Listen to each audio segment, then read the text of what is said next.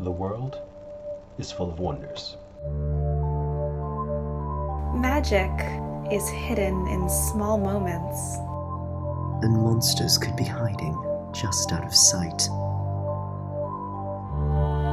But if you're looking to find them, adventure is waiting to happen. You never know who you'll meet along the way. We are the Storyteller Squad.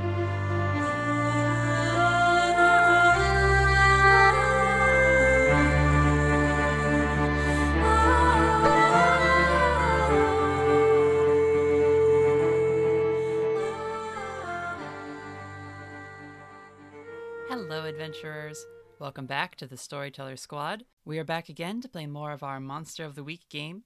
But first, before we get started, let's introduce everyone's favorite monster hunting heroes once again.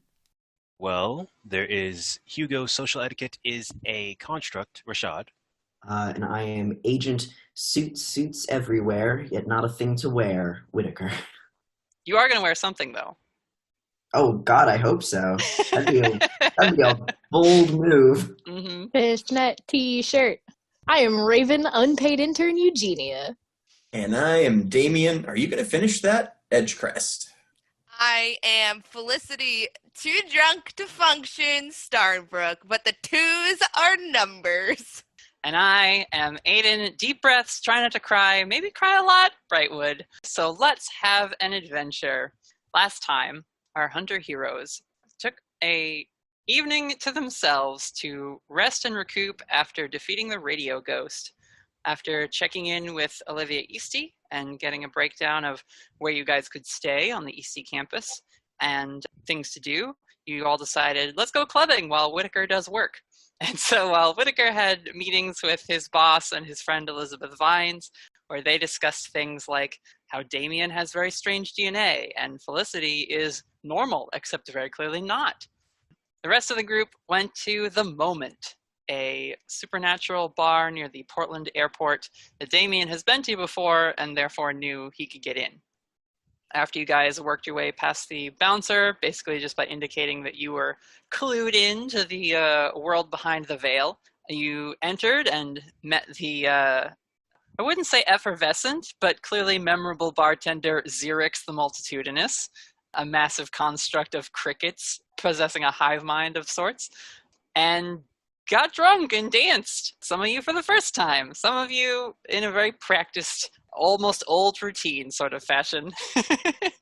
But we ended with our beloved Aidan having a bit of a tough moment where the flashing lights and a few of the dancers at the club gave her flashbacks to her recent fight with the radio ghost alongside Agent Hillary Ross, the height at which she teleported herself out of the club and just had a panic attack outside. We left right in the middle of that action, so we will pick up.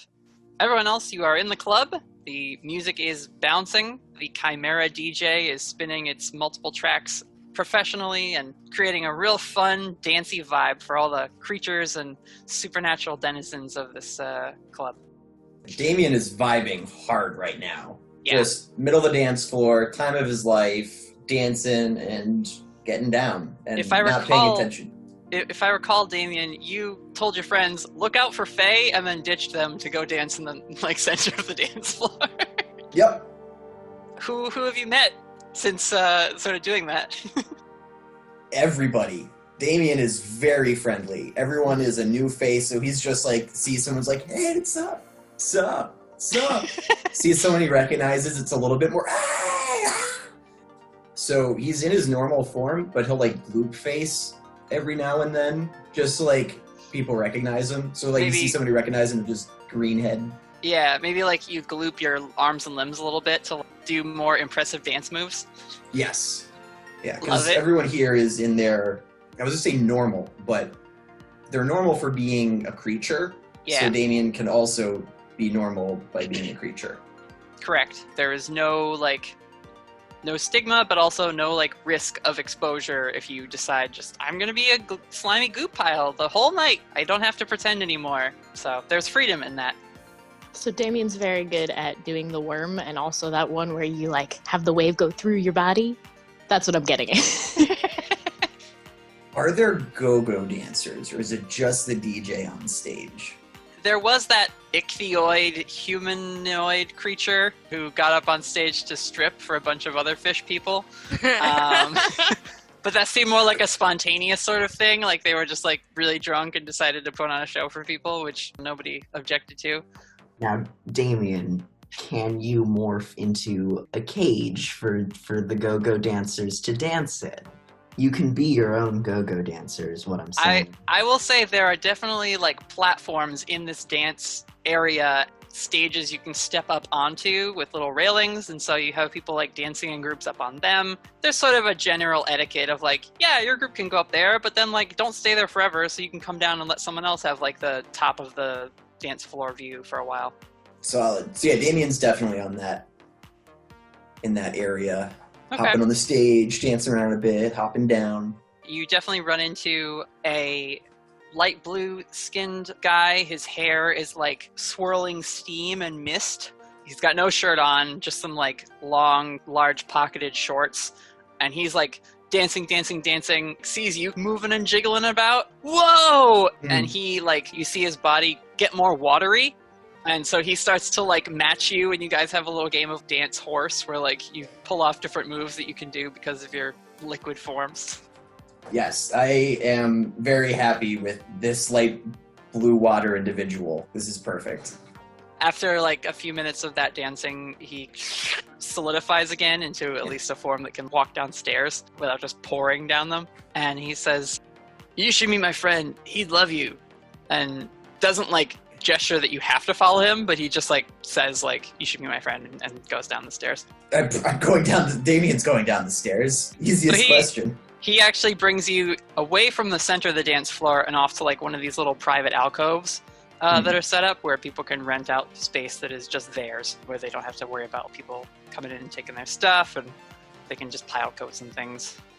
You are brought to one of these that is warm orange in terms of the light in here. It is shining down on just like a bunch of people. They're all different sorts of supernatural flavors, I guess. A few of them look like their bodies are sort of made of trees with like little blossoms or leaves sprouting from like the shoulder or the elbow. Their hair is a foliage of different types of leaves. There is a gentleman in a green and gold suit sitting at the back of this rounded booth. He has red hair that's a little bald in front, but then really big and wild in the back, and the pointed orangey gold goatee. Same guy that talked to Hugo last time. He's got these like nymphs and satyrs and dryads and just all sorts of different folk hanging around. The naiad, the water spirit, sits down, takes his drink, and he says, "Drake, have you met this guy?" and just points at you. Damien just waves at everyone with sort of a gloopy hand. "Hello, my name is Damien Edgecrest. I'm a demon. Happy to be here. Yo, dude, you have got some moves." Thanks, man. The naiad, whose name is Chris, tucks into his drink and some like pretzels they've got at the table. Drake Fowler, he's been sitting with his arms around both of the two women that are by his side, leans forward on the table, and he says, "Mr. Edgecrest, thought I saw you when you came in. What brings you to town?" I love this place. The moment is one of my favorite places to be. It's always a good time. I can be myself, which is great. Don't get me wrong, people are super fucking cool, but it is nice to relax and loosen up. I agree. It's a night for celebrating, eh? And he snaps his finger, and the like scattered mess that is the table in front of him that has like half empty cups and like a couple knocked over drinks and whatever, when he snaps, that whole table just is instantly reset with more food and big pints of amber liquid with foam on top. Everyone at the table is like, "Ah!" and they pick up their glasses and they all clink in the middle, and you know, it all sloshes all over the place. And he takes a long sip of his, sets it down. If I'm not mistaken, you're one of Leviathan's, yeah? Yeah, you got it. And you said celebrating. I don't want to miss out on a celebration. What's the occasion? Oh, let's just say I've had a recent deal go through that I think's going to be very beneficial for me and my folk. That sounds like a great reason to celebrate. Hell yeah. Well, congrats. Well, thank you very much. Are you collecting people now, too? He kind of licks his lips. Almost, it's not like threatening to you, but he's definitely like very interested. I don't know what you mean. Oh, I just mean the large group you came in with. Hard to miss. Oh yeah, those are my friends. They're great. Yeah, I spoke to one of them. Real charmer. Oh, Hugo! Oh, he's so cool. Oh, he's so cool. How does he do it? He was probably like, I can't pull it off. I have too much energy. I'm too curious. I wouldn't dare, no. Just stand back and just have witty small things to say. But good, yeah. Oh yeah, he's super cool. I don't want to keep you from them. Good to meet you, Mr. Edgecrest. Oh, and you too. You know, Leviathan, that's pretty cool. Sometimes I get concerned that people are going to get afraid or really judgmental about me being a demon. So I really appreciate how chill everyone is, you know? I like to know things. Me too, man. Me too. I will let you go. Have a great night. Chris, again, I will see you on the dance floor if you get back out there. Yeah, man, I'll see you out there. And then Damien returns, and he'll actually go to Hugo. Yo, Hugo, you were talking to the guy with the green and gold suit? I wouldn't exactly say talking to, but yeah. Righteous. Yeah, I was just over there. They've got magic stuff. I don't know much about them.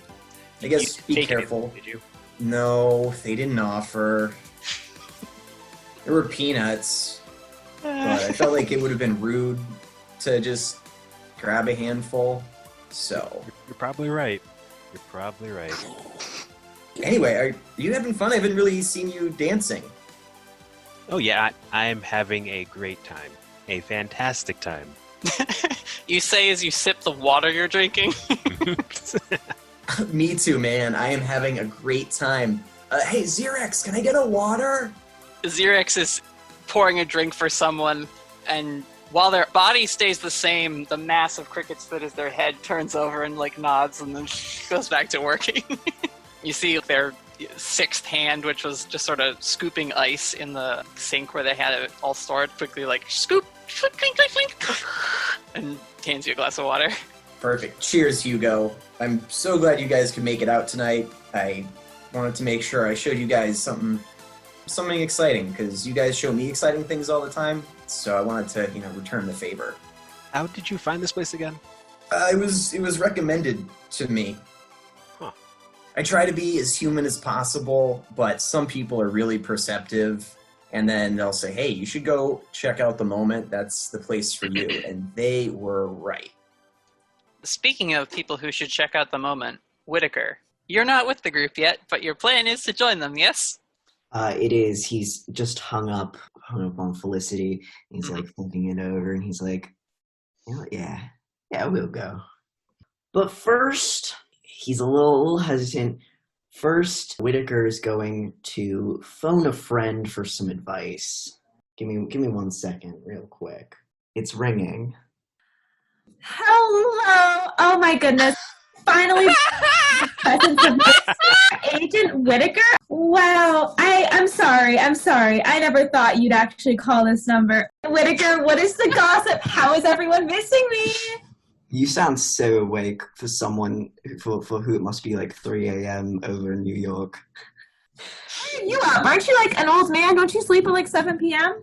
No, I was actually calling to, to check in, of course. You want something? I feel like you're only going to call me with a request. What's up? Oh, I'm sorry. Hey, it's all right. I meant to keep you updated. I don't mean we can keep this relationship purely transactional. That's a form of relationship, Whittaker, which I'm learning in, boom, you guessed it, grad school. Yeah, that's me. I'm going to grad school. Have you gone to grad school? I didn't think so. I think I'm officially smarter than you. Bethany, I need your help. What do you need my help with? I mean, I know I'm an expert at a lot of things, but this is the first time you've ever asked for it. You've been to a nightclub, right? An American nightclub? What kind of nightclub? Is there like a theme? Is it a gay club? Oh my God, Whittaker. No, it's... Because I can help you there. You pressed me. I can help you. No, well, it's kind of like a gay club. It's a monster club. Are they real monsters, or is it like a... It's like a real monster club for monsters. Okay, But yeah, I'm that's allowed what in. I was going to say, too. I hope I'm allowed in. Listen, everyone else is already there already. I just need fashion advice. Can you say that a little louder? I could, there's feedback. There's people behind. What'd you say? I just need some fashion advice. I'm sorry. You cut out again. Can you... Bethany, I need you. Listen, Bethany, I've only been to one American nightclub, and that was for, like, business purposes. I just need to know, what do I wear so that no one will look at me, but, like, if they did look at me, they'd be sort of like, ooh, nice. And then that's it. Are you allowed to wear suits in American nightclubs? Okay. Oh, Whittaker. Look, there's two ways we can play this. There's the way that you're going to, which is the boring way. You just wear what you wear, but it's underdressed, essentially. You just, like, unbutton your button down slightly, don't wear the jacket, lose the tie. That's one version of nightclub, because you'll look like you're 60, but you're having fun again. That's a great look. I do look like I'm 60, yes. You will also have several 20-year-old women, assuming you're very rich. I don't want that. A little bit. Yes, you do not want to be murdered for your money. There is another option here.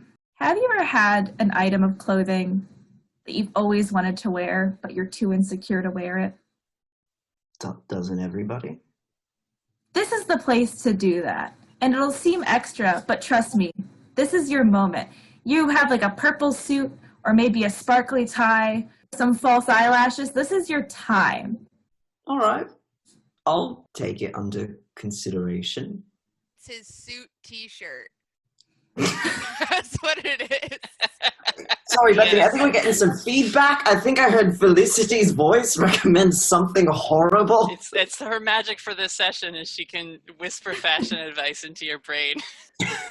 Well, I'll poke around, see what I got lying around. Honey, I'm just going to let you know, before you go, you could be some guy at a club, or you could be the coolest person there. And very often do we choose the first, and we should choose the second. And that's my advice for you. Thank you, Bethany. That's actually it's very helpful of you to say. I appreciate it. You know, I've gotten so smart. I can feel that my brain working as I speak. I'll leave you to whatever it is you're doing. Hey, Whittaker? Yeah? Does everyone miss me? They miss you. They miss you real bad. I miss you too. Gross. Also, thanks.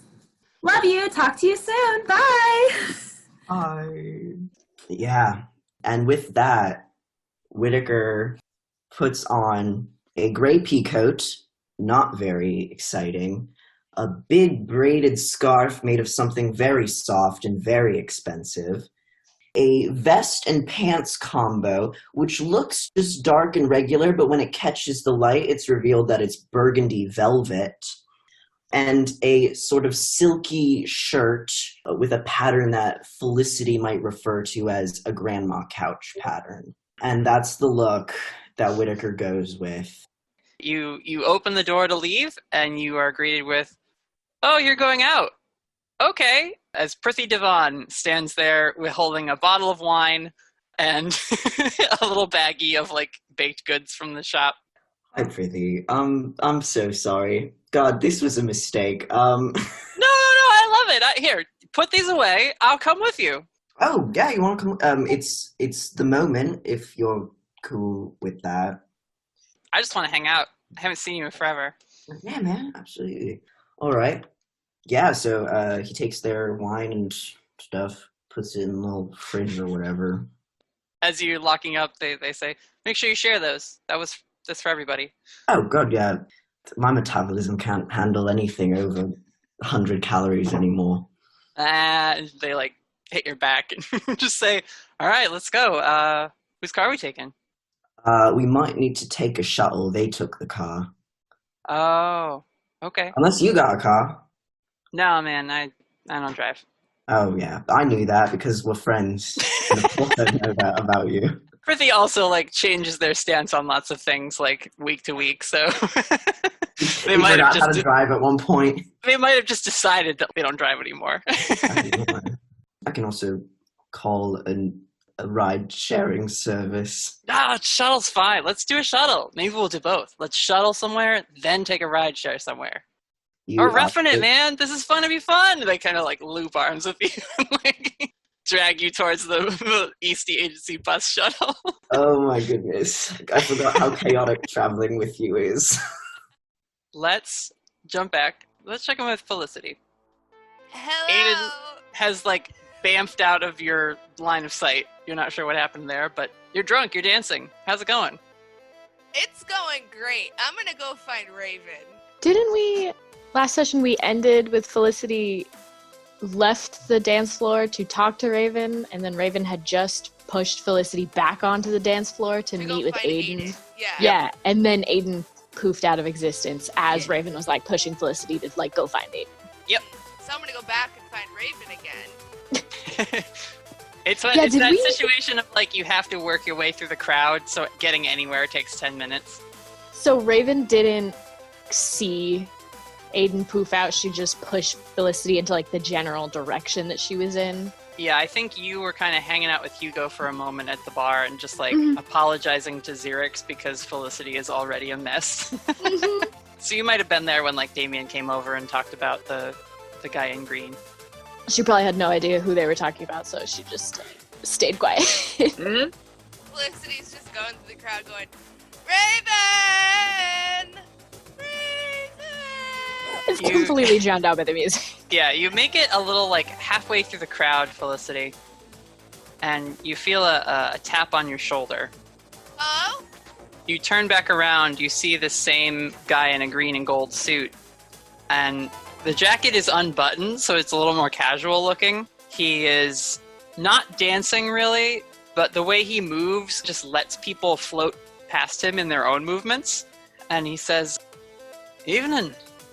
I hear you're with Mr. Edgecrest." Yeah, I like your suit. I'm gonna get a suit too. That's gonna be cool and like that now, I think. Oh, I can see where you might like to take on the color scheme. We do match in that way. Green. He slowly extends his hand. I'm sure there's plenty of other things you might like as well. And before you can reply, his hand is slapped away, and Mira is standing in front of you. Sir, listen, this is my girlfriend. She doesn't react to that. She slowly and gently puts her hand over your mouth. Felicity's gonna lick her hand. She doesn't react to it. Mira lowers her head, her like deer antlers point at this guy, and she says, "Step away, she's mine." And the guy in green, not cowing at all, but he retracts his hand, claps them both in front of his little coat, and he says, "Apologies, and no offense," and just sort of disappears back into the crowd. Mira turns around, she kisses you on the cheek, and she says, "Be careful out here, love," and she's gone. Wow! My girlfriend is so cool! And then Felicity's gonna just keep finding Raven. Okay. And she's gonna head towards like where the table is and like kind of back towards the bar. Raven and Hugo, Felicity wanders back to you, pleased as punch. Guys! Like 3 things, okay? Well, I guess maybe 4 things. Number 1, I would like another drink, please. You literally just walked away with one. You're not sure where it went.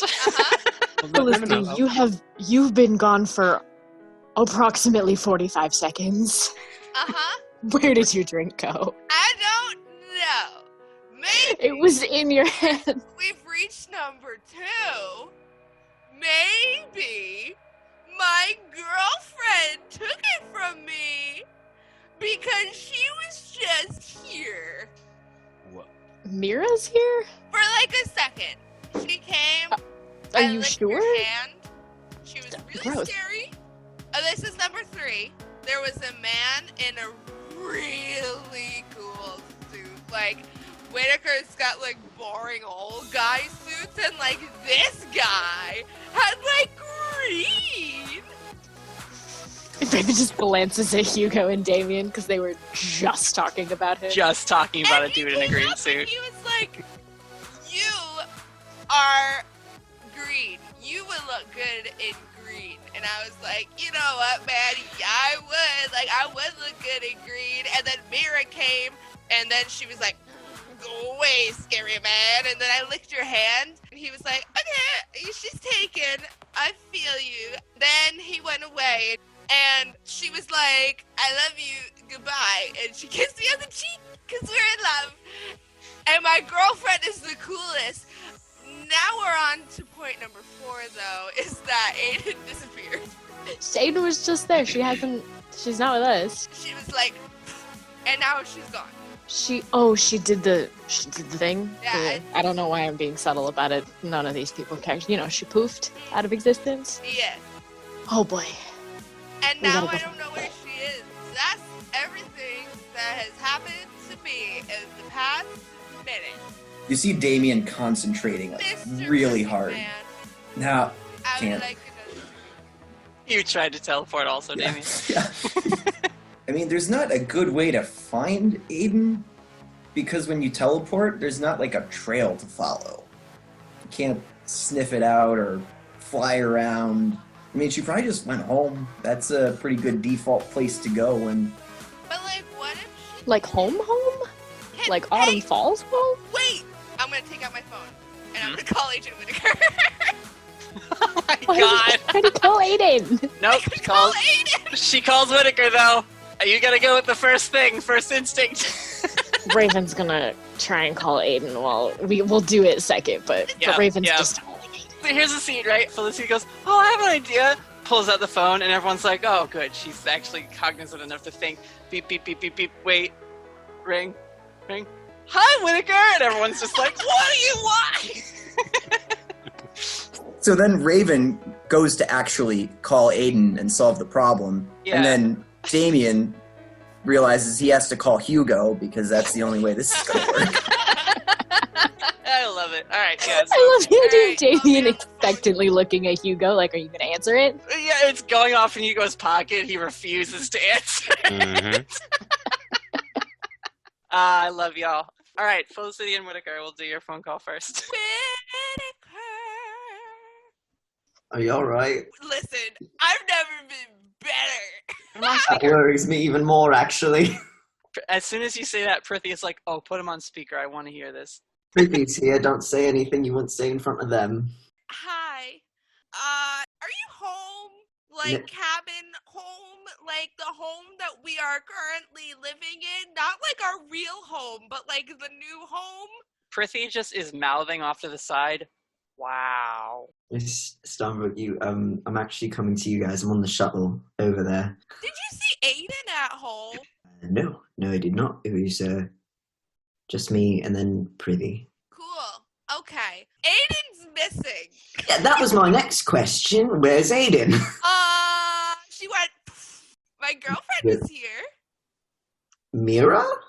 Yeah, I know. Say hi to your girlfriend for me, Miss She's gone Starbuck. now. I'm sure she's doing great. She had scary antlers.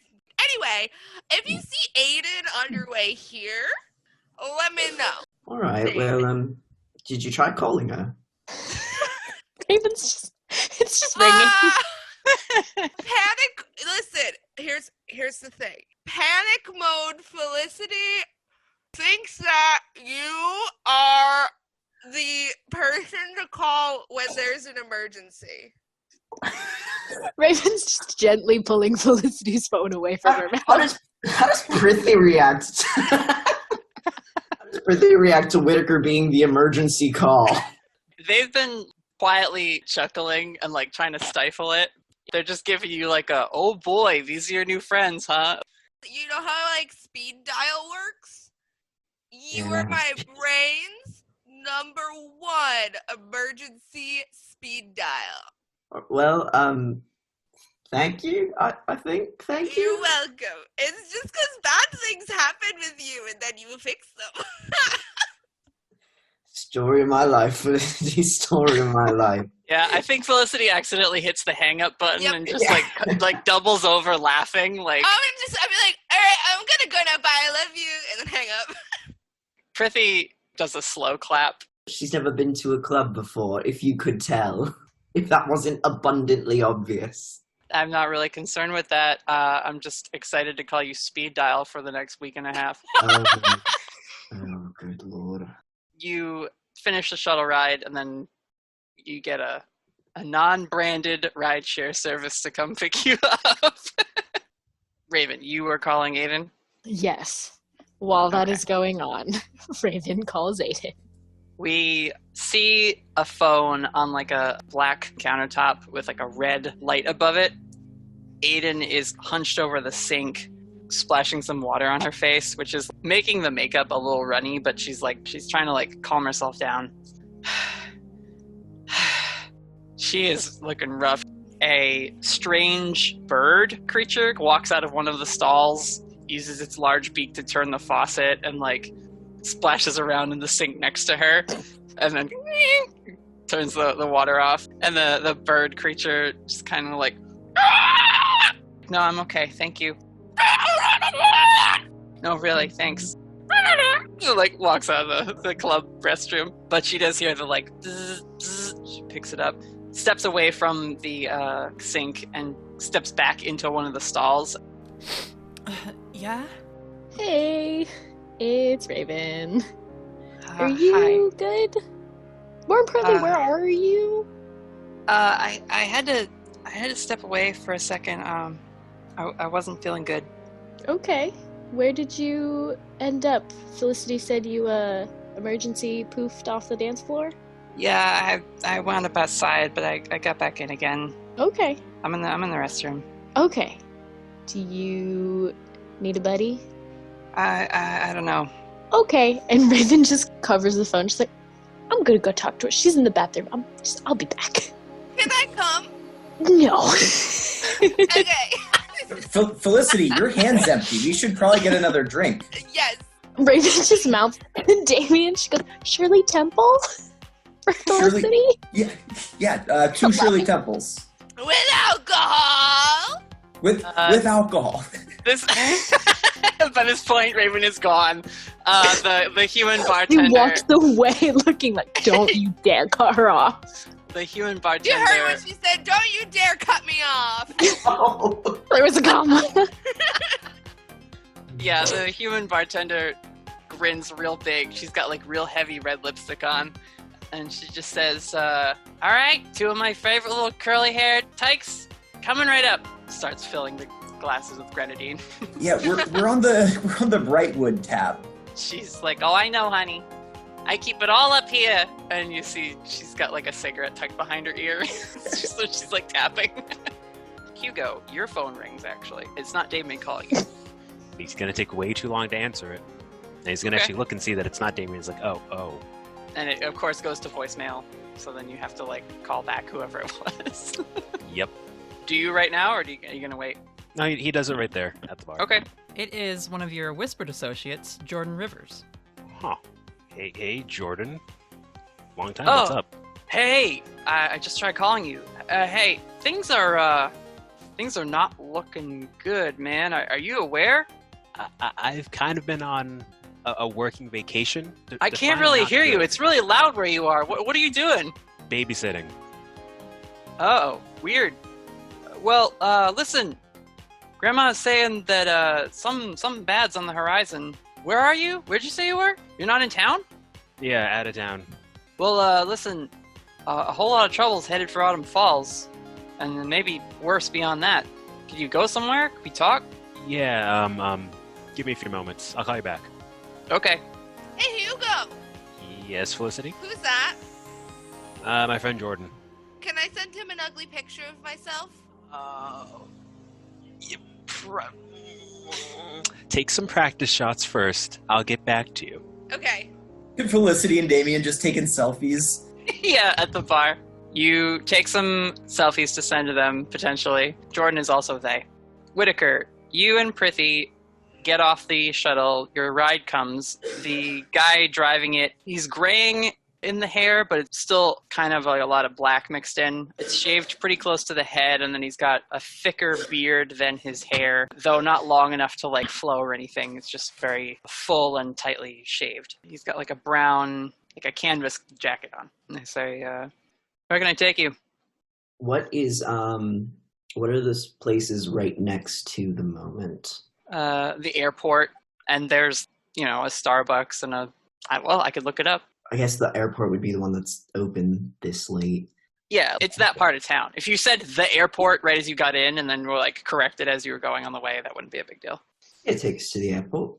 You guys hop in, your car goes for a while. The guy is one of those Uber drivers who will like talk to you the whole way. So, are you tourists heading back home through the airport? What's going on? What are you up to tonight? Meeting some people, picking them up. Okay, all right. Going to one of the bars then? Oh, yeah. Yeah.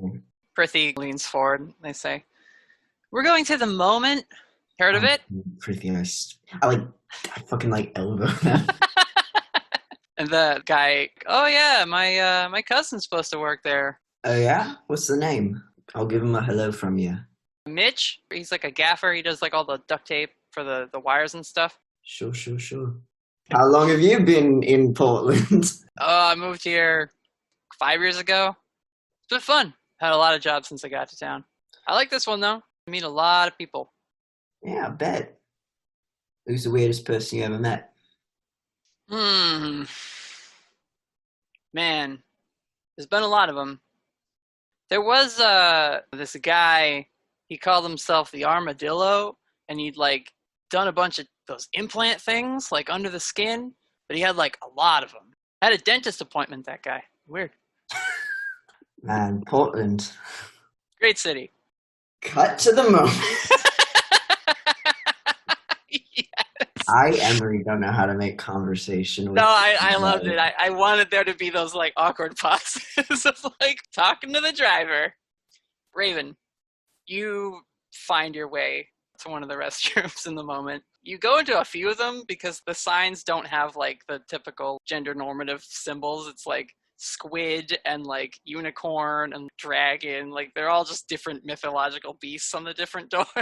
Can it be based on the size of the stalls where humans can use these, but if you're a centaur, you're gonna need these bathrooms with larger stalls? Who Is knows? it strictly based on how large you are as a monster? I And like that, a really tiny door. There is that looks like a pet. Yeah. Tiny, There's door a pet door, and you see a little gnome kind of skip in that door. So Raven's looking for the human-sized bathroom. She definitely does the thing where she cuts the line, being I'm looking for my friend. I'm not cutting. I'm looking for my friend. I love. Yeah, you get some hard looks from. There's a human body, but then from the neck up is just a giant constrictor snake. Just little spooked. Puts on a brave face. Yep, and it's cloudy in here, whether from cigarette smoke or people who actually breathe fire here at the moment. There's a lot of just particulate in the air. Dragon nearby. Oh, sorry. Yeah. I love this place. It's pretty great. You definitely see at the end of the row of stalls, there's one that just has the door half ajar. I feel she's doing the thing where she's looking for the shoes. She knows what Aidan was wearing. And she'll knock softly and push it open a little to make sure it's her. Hey. She looks up from having her hands over her face. Hi. Sorry. Are you okay? No. Do you need to leave? I don't think I should have come, but I don't want to ruin you guys' night. You've been looking forward to this since we came down. We've been here for a while. If we leave now, no one's gonna be upset. If It's you need been to go. 30 minutes. No. Oh my god, it's felt like hours. I've been with Felicity this whole time. She's 2 drinks in, and she's ridiculous. Yeah, she's a lot. Apparently, Mira's here? I don't know. Her eyes go wide, and she gets even more defensive. But she takes a step forward. She's she's what? Felicity said she saw Mira. No one else saw her, so we don't actually know. But that was weird. There's also some kind of pretentious guy in a fancy suit that's been talking to everybody. I haven't seen him yet. She's been leaning against the wall, and she just lets her legs collapse, and she just sinks down to the ground. Okay. And she just like pats her head a little bit. Yep. Raven's really bad at this stuff, but she's trying because she likes Aidan. That ghost really got to me. What? Oh, the radio ghost? Yeah. Yeah, he really messed us up. We should have talked about it, honestly. We kind of brushed it off and, went straight to partying. We should have had a little, like a therapy session. You guys, you deal with stuff differently. But he really dug through my memories. I can imagine, yeah. Your memories go a lot further back than ours. I just saw myself getting bullied in high school. And when you say that, she looks up at you and she's like, I'm really sorry that happened. She is obviously distraught, but she can't hear that you had something bad happen to you and not be like, oh no. Raven just keeps patting her head like, no, it's fine. I'm over it. It's cool. I don't know how much to tell you. There's so much. Are you sure you don't want to leave? There's enough of us. We can split off into 2 groups and some of us can go home early. It's not going to ruin the night. There's a shuttle. You don't have to teleport. Unless you'd rather. I don't know. I don't honestly know how that works, if it takes a lot of effort or not. It doesn't take a lot for me to move myself. That's good. But don't worry about us if you need to leave. I don't want to leave you guys here. I know it's really hard, but you need to take care of yourself first. We'll be okay. And if you need someone to come back with you, we can do that too. I know Damien is having fun, but it's not the safest place. Well, Whittaker's on his way. What? I know. Felicity called him. He's on his way here. I think he's bringing Prithee. Sounded like they were with him. Jeez. So you could stay for that, or you can head out and know that we are in good hands. Maybe I'll go outside again. I'm gonna get some fresh air. Maybe we can walk past the squad so they know that you're okay. Yes, okay, we'll walk. Sure. She was about to start glowing again. Yep. Raven just grabs her arm and be like, wait, maybe. Let's just let them know you're okay, and then you can, poof home. Okay, that makes sense. Also, didn't you leave your card at the bar? You should probably get that and close out. I should get that. See, this is fine. I should just wait. And you guys have it. You pull her back out to the bar area. I'm sure Damien has a card we can put it on. When the 2 of them return, what are the 3 of you doing? Hugo is not there. That's right. Hugo bounced also. Party night is just falling apart at the seams. I'm talking to Damien. Yeah, okay. No, we're talking, dancing in the back with the music. Oh, I'm so glad you're having fun, Felicity. I was worried. The greatest night of my entire life. Felicity, we can keep doing this. You're joking. I did this for a month straight. It was glorious. It wasn't even open sometimes. I'd just bring a boombox. But oh my god! Yeah. This place is my favorite. This is the coolest place I've ever been to. But I imagine this conversation is this is the coolest place! Yeah, because you have to scream over the beat. Yeah. It's a shame it's not quite for everybody. You just hear roar as everyone screams for DJ Chimera in the back. Yeah, we give a roar too. I wish everyone was with us though. I know. It's hard to find them. Do you think they like me? Felicity, you're top tier. What does that mean? You're the best. You're up here. No. Yeah. I'm not the best. You're the best. Oh, I'm the worst. No. Felicity, look at me. I'm the worst. Oh shit. Yes. No, Felicity. People like hanging out with you. You're cute, quirky, fun. You've got this bubbly, good, positive energy. You can do cool stuff. Yeah, but do they like me though? Aidan and Raven have found you guys at this point, and as she's wiping the run mascara off her face, I think you're pretty great. But she's an angel. I feel like she doesn't really count. She also doesn't lie, so. But, like, that's, like, her thing is that she's supposed to like everybody. I just get really nervous a lot of the times that you guys just don't actually like me, you know? We do like you, Felicity. We're all just, as she looks around at the group, we're all just really bad at showing that we like each other. Felicity, I'm a sociopath, and I choose to hang out with you.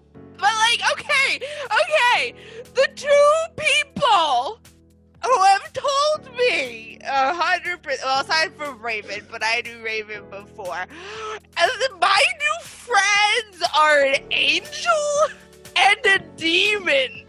And they both choose to hang out with you. That's pretty cool. But, like, you guys actually like me, though. Yeah.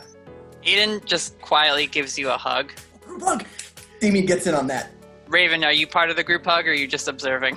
Oh, she's part of it. If she's had like a drink or two at this point, yeah, she's right there. Hugo. Oh, wait, no, he's gone. Fuck! Hugo's Hugo's gone. He outside. misses it. Raven I looks was- longingly at the door. I'm like, man, I wish Hugo was here for this, to stand there outside the hug and stare at us. Raven, you see Aidan is, despite the heartwarming nature of this hug, her eyes are like welling up again.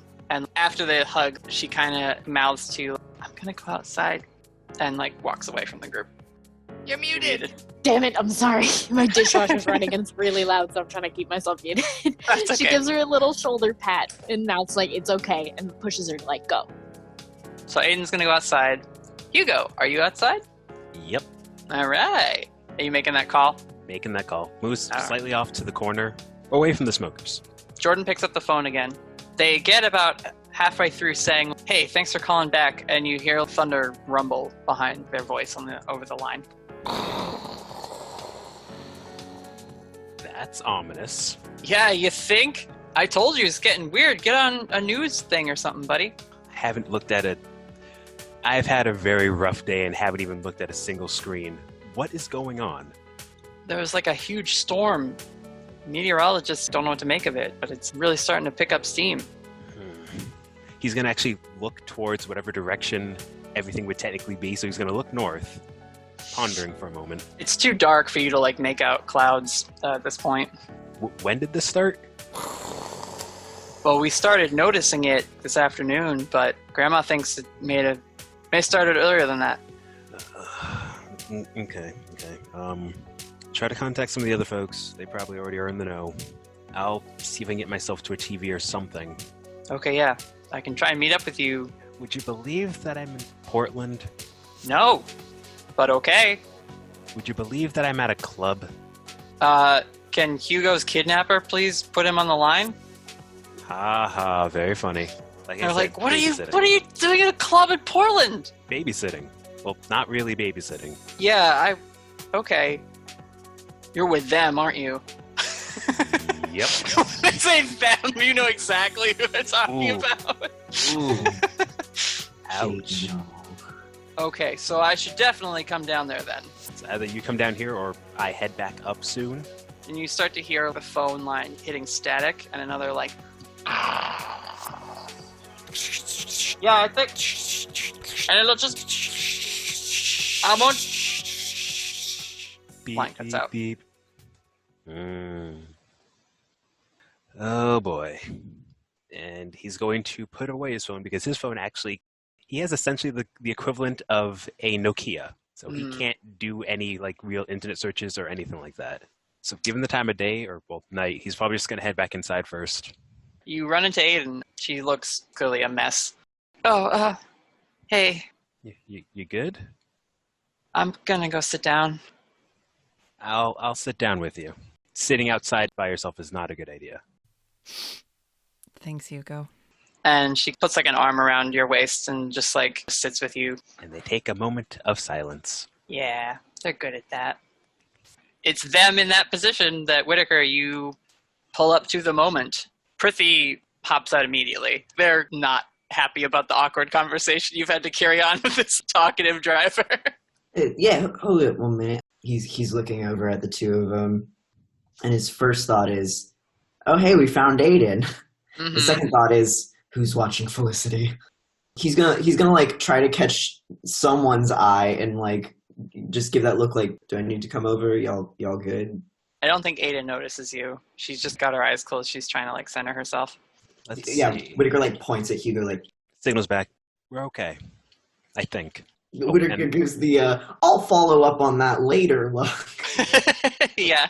He's actually Hugo's gonna look back to him, make the quick hand signal of drinking with question mark, and then he's going to reach into his pocket, pull out the keys, and toss them back to you. You glance over, you see Prithee is engaged in a heated debate with the bouncer, trying to get you both in.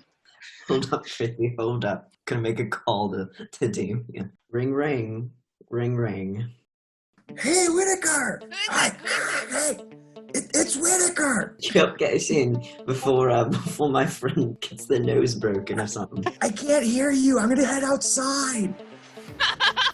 That'll do. Damien, as you head outside and we see the scene of Damien getting Whittaker and Prithee into the club, the camera moves away from the front entrance of the moment to the car that Whittaker just drove up in. And we see the driver in the front seat pulls out a phone. Where are you? You should get out of there now. Click. Felicity, you're dancing and you start to feel that feeling and you're going to get a vision. I need you to roll your start of mystery, quote unquote. Oh God. Okay. Roll. Let's see, will one of these dice get sent to dice jail? 8. Is that a cloudy vision? Yeah, I got a clouded image, which, I mean, makes sense. Makes sense. You're pretty drunk. Yeah. It's odd because this vision is almost like watching a rerun because you've seen this vision before. You see an old beat-up truck speeding down the highway with a crate in the back of it with lights flickering as it bounces around in the back of the car as it just motors down the highway. You see the guy with smushed face and like beanie hat on as he drives into the city of Portland. You see he's stopped at a pair of stoplights and from inside the box, lightning arcs from the box, breaks the window in the car and shoots out and hits the stoplight that he's at, which shorts it out and drops the entire intersection's power. And you just see the guy turn back, oh shit, and drives. The longer he's driving inside the city, the more the box starts to spark and arc electricity out of it. And you see this guy pulls into like an industrial district where there are less lights and things on, less cars, less people. He gets out, opens the door, is blasted back by another one of these arcs of lightning from the box, sits up, like, dusts himself off, stands up, it comes back over.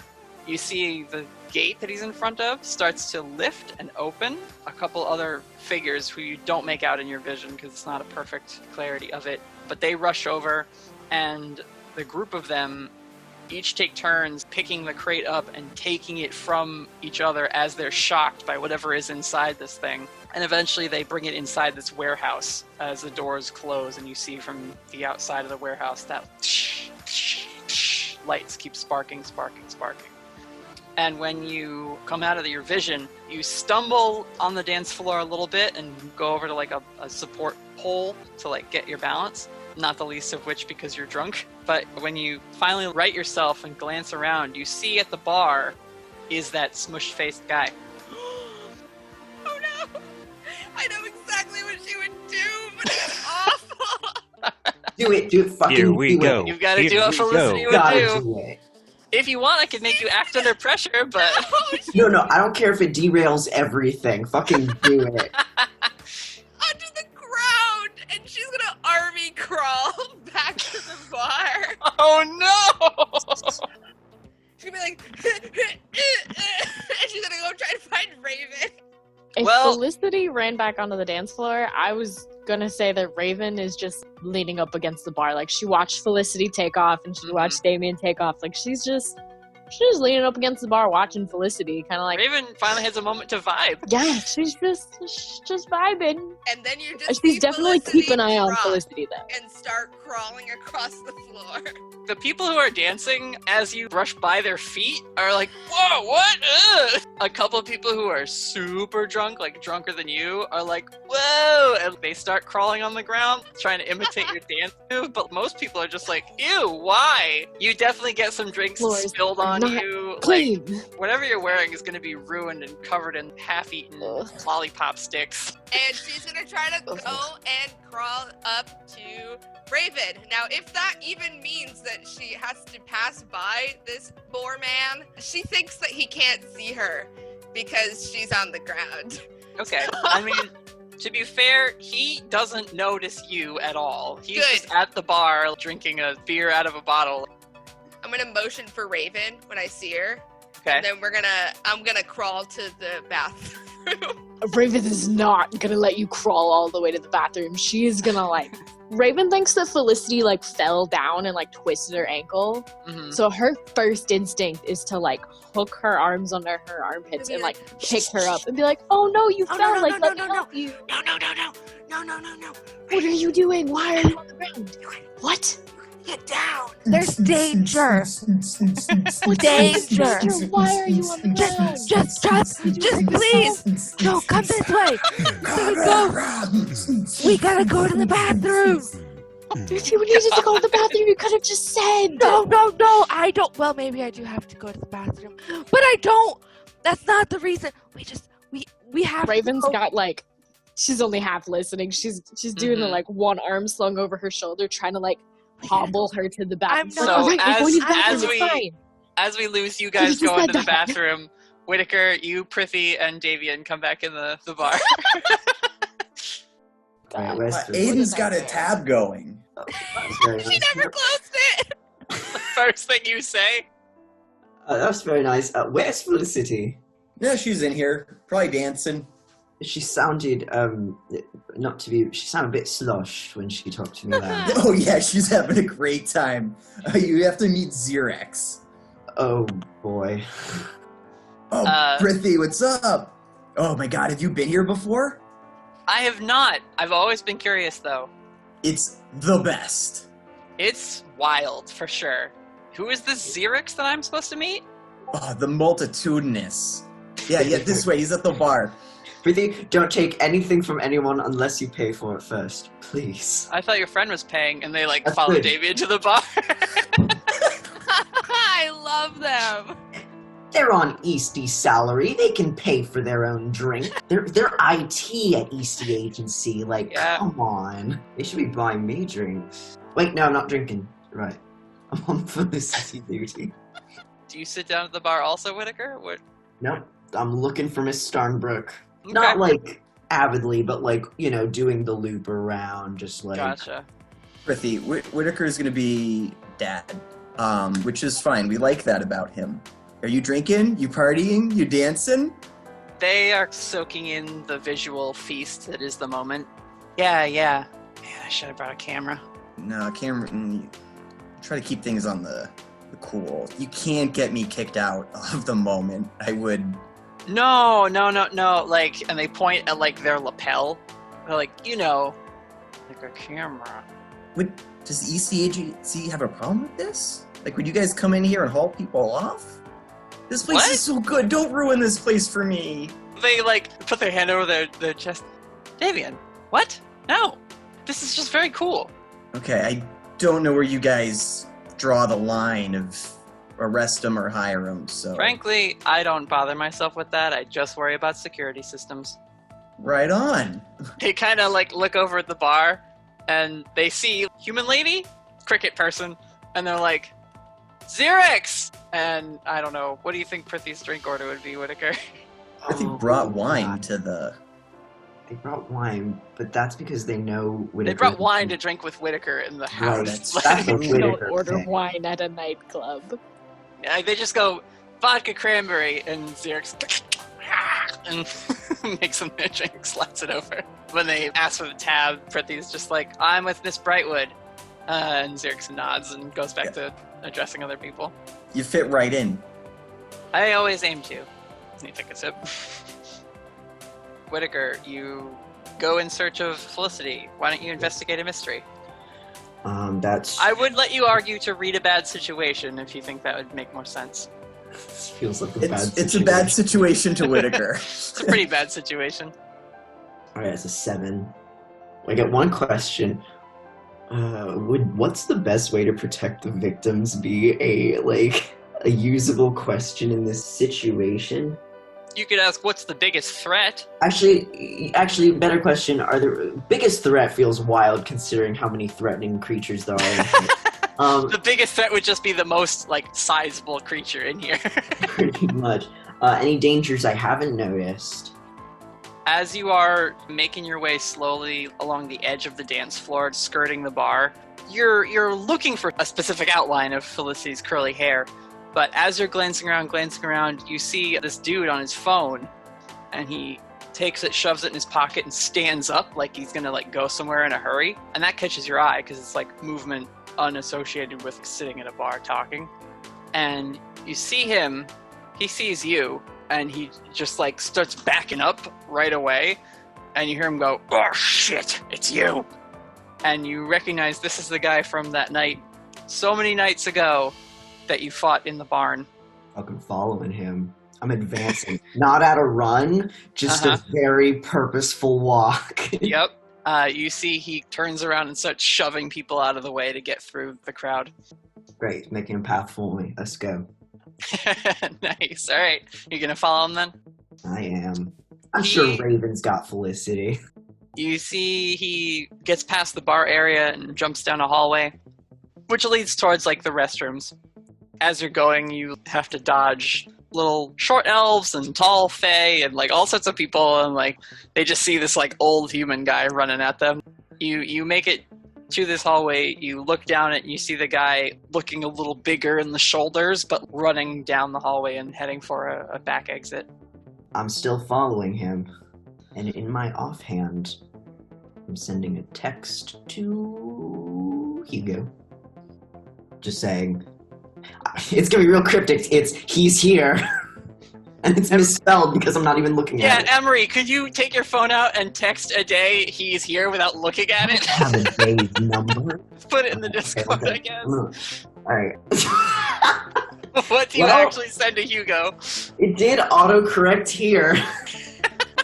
Hugo, you get that text as you're sitting quietly outside the club with Aidan. Felicity and Raven, you guys are in the restroom? Listen, okay, I'll admit it. I'm maybe a little bit drunk. They're in a stall, by the way. Raven has shoved Felicity into a stall and closed it behind them. Okay, what is going on? I'm gonna say something a little controversial. I may be a little bit drunk, but I need you to believe me. This is important, okay? Okay. Okay. Felicity's whispering. Just so we know, so I don't have to whisper on the stream so you can actually hear me. There's enough of a sound barrier in the restroom so that you can talk at least a normal tone without having to shout. Cool. You know the pig boar guy? You know him? I told you about him. And he was in a truck and they went to a barn thing. And yeah, he had a box of stuff. He got away. A box of stuff. Ago. Yeah. So I just had a vision. Serious vibe killer, am I right? Serious vibe killer. But anyway. What was the vision about? I saw the pig man. He had a box still in his truck. But he was in Portland. He was here. And then the box had electricity coming out of it. And then it shocked a light. It turned off. And he was like, crap. So then he drove really, really, really, really fast, and he went to this place, and then it zapped him crazy, and he fell, and then a bunch of people were carrying the box into this warehouse, and then I came back, and I was like, oh shit, they here, and then I looked, and guess who's at the bar? Pigman! That's who I was gonna guess. It was Pigman! He's here! Okay. That's why I boy. army You're crawled. sure it's the same guy? I literally just saw him in my brain. Were you there in the barn that night? No, I just saw it in a vision. Yep. So he doesn't know you, and he doesn't know me. No, he doesn't. So we are okay, but we need to tell the others. But he's seen Whittaker. He was there with Whittaker. Whittaker's not here yet. We cut to action movie music track. Dun, dun, dun, dun, dun, Raisin's dun, so dun, certain dun, once he dun, says dun, that. dun, dun, He's not dun, here dun, yet. dun. Yeah, Whittaker, you are chasing this guy around the back parking lot of the moment, I guess. Hugo, you got a text from Whittaker that said, he, LTD here. What? Yeah, I don't know what to do about that either. Whittaker calls Hugo. Hey. We got the pig man. Pig man's here. Bone man's here. We got him. He's in the back. What? Okay. Come quick. I'm chasing him down. Come on. You hear like the footsteps on the We got no time. He's getting away. And Hugo's gonna Is move Whittaker his out phone. of breath as he's telling this? No, Whittaker's very fit. He's a trained agent, and how dare you? I was just joking. If anything, he's out of breath because he's frustrated. Exactly. Doesn't everybody come to nightclubs on business duty? This is a good point, though, Whittaker. Do you have your gun with you? No. You got nothing, right? No gun. They won't fit in the velvet pants. You're in your nice attire. God, I'm gonna ruin my velvet pants. I'm gonna ruin my Burberry scarf that I don't actually own. Oh, man. The tragedy that's about to befall your fictional wardrobe. Ugh. Aiden probably doesn't overhear what you're saying. She just hears your voice distressed. So she gets up. What is it? What's the problem? Have Aiden cut him off. Hugo has his phone out, stretched full arm away from him. I don't even know. It's Whittaker? No, it's the farm. The farm. It's Remember Whittaker. the farm? Oh, no. Aiden. I'll be right there. And she's gonna teleport to you, Whittaker. So she appears off to the side, sees you run by, and is like, Whittaker! And turns around and starts running alongside you. God, I should call you first next time. Just around this corner, he's on the run. She says, who? What? The thing we're fighting at the barn with the smuggling. Oh, and she like gets all serious now. She's like, oh no, that guy. The one that kicked all four of our ass. Oh, fuck, you're right. He's running away? And she's like confused. I don't know, he recognized me. I guess he's terrified of me. You see the pig guy is half running on all fours. Occasionally he'll use his two front arms to like leap himself farther away from you guys. And you come around the front of the club, and that car that you took here, Whittaker, is still sitting there actually. And the door gets like shoved open, and you just hear from inside the car, "Get in!" Would I have seen this? Oh, you definitely see like a pig guy rush out from behind the restaurant, hop into this car, and Aidan and Whittaker following after. It's probably not enough time to do a thing, is there? You tell me, what do you want to do? Slap wall. Or not even a wall. Slap electrical line that goes to the car to try to shut down its systems. Explode the battery. Essentially, another retelling of using the finding a person to replace thing. Trap a monster. Yeah. Yeah. Roll to use magic then. Probably gonna get away. We will see. The dice, they are not kind sometimes. Nope, they were not kind at all. Oh no. That's some XP right there. It's a total fail, right? It's less than a 7. Yeah. It's 5, so I couldn't even help out. Yeah, it wouldn't be enough. So Hugo, you quickly try and slap together a spell, but you're acting purely in like the few seconds you have to react. Whittaker called you, Aiden disappeared. A couple seconds later, pig guy running a car, then the two of them coming around the building. What is happening? So you try to trap this car, but the like spell whizzes past the tailpipe of the car as it like picks up enough acceleration to get beyond the range of your targeting. And the car peels out and away. Do I get the plate numbers? You know what? It's in my phone history because I took a non-licensed. That's true. Yeah. Aiden, she just like looks at you, Whittaker, and she's like, "Do you want a drink?" No, I'm driving. Someone's supposed to go make sure Felicity's getting water. She did not sound like she was getting water over the phone. No, not at all. I think it's one of those like she has to make the mistake. We can't stop her from it. She just has to learn by experience. Aiden, we can save her from that experience. I don't think I'm doing a lot of saving tonight. You're doing okay. It sounded like you were missing action for a bit there. But, I mean, you're back now. Everything all right? I am not having a good night. You want to head back? I might. You have to get everyone in the bar.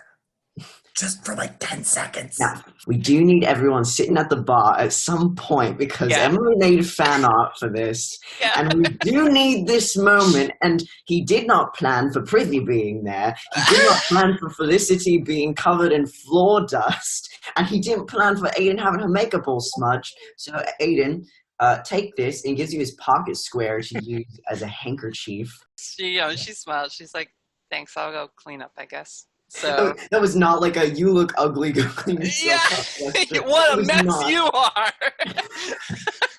I think for Aidan, it's a look.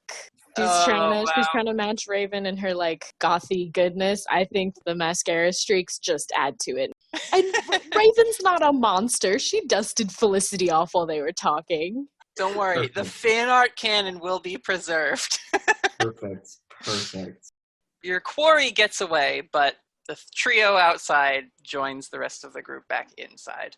The bouncer, because it's the two humans again, and Aidan, who doesn't know, and he's just like, oh, you want to, and Aidan holds up her fist glowing gold, and he's like, oh, okay, like lets you back in. She's like, I had no patience for it.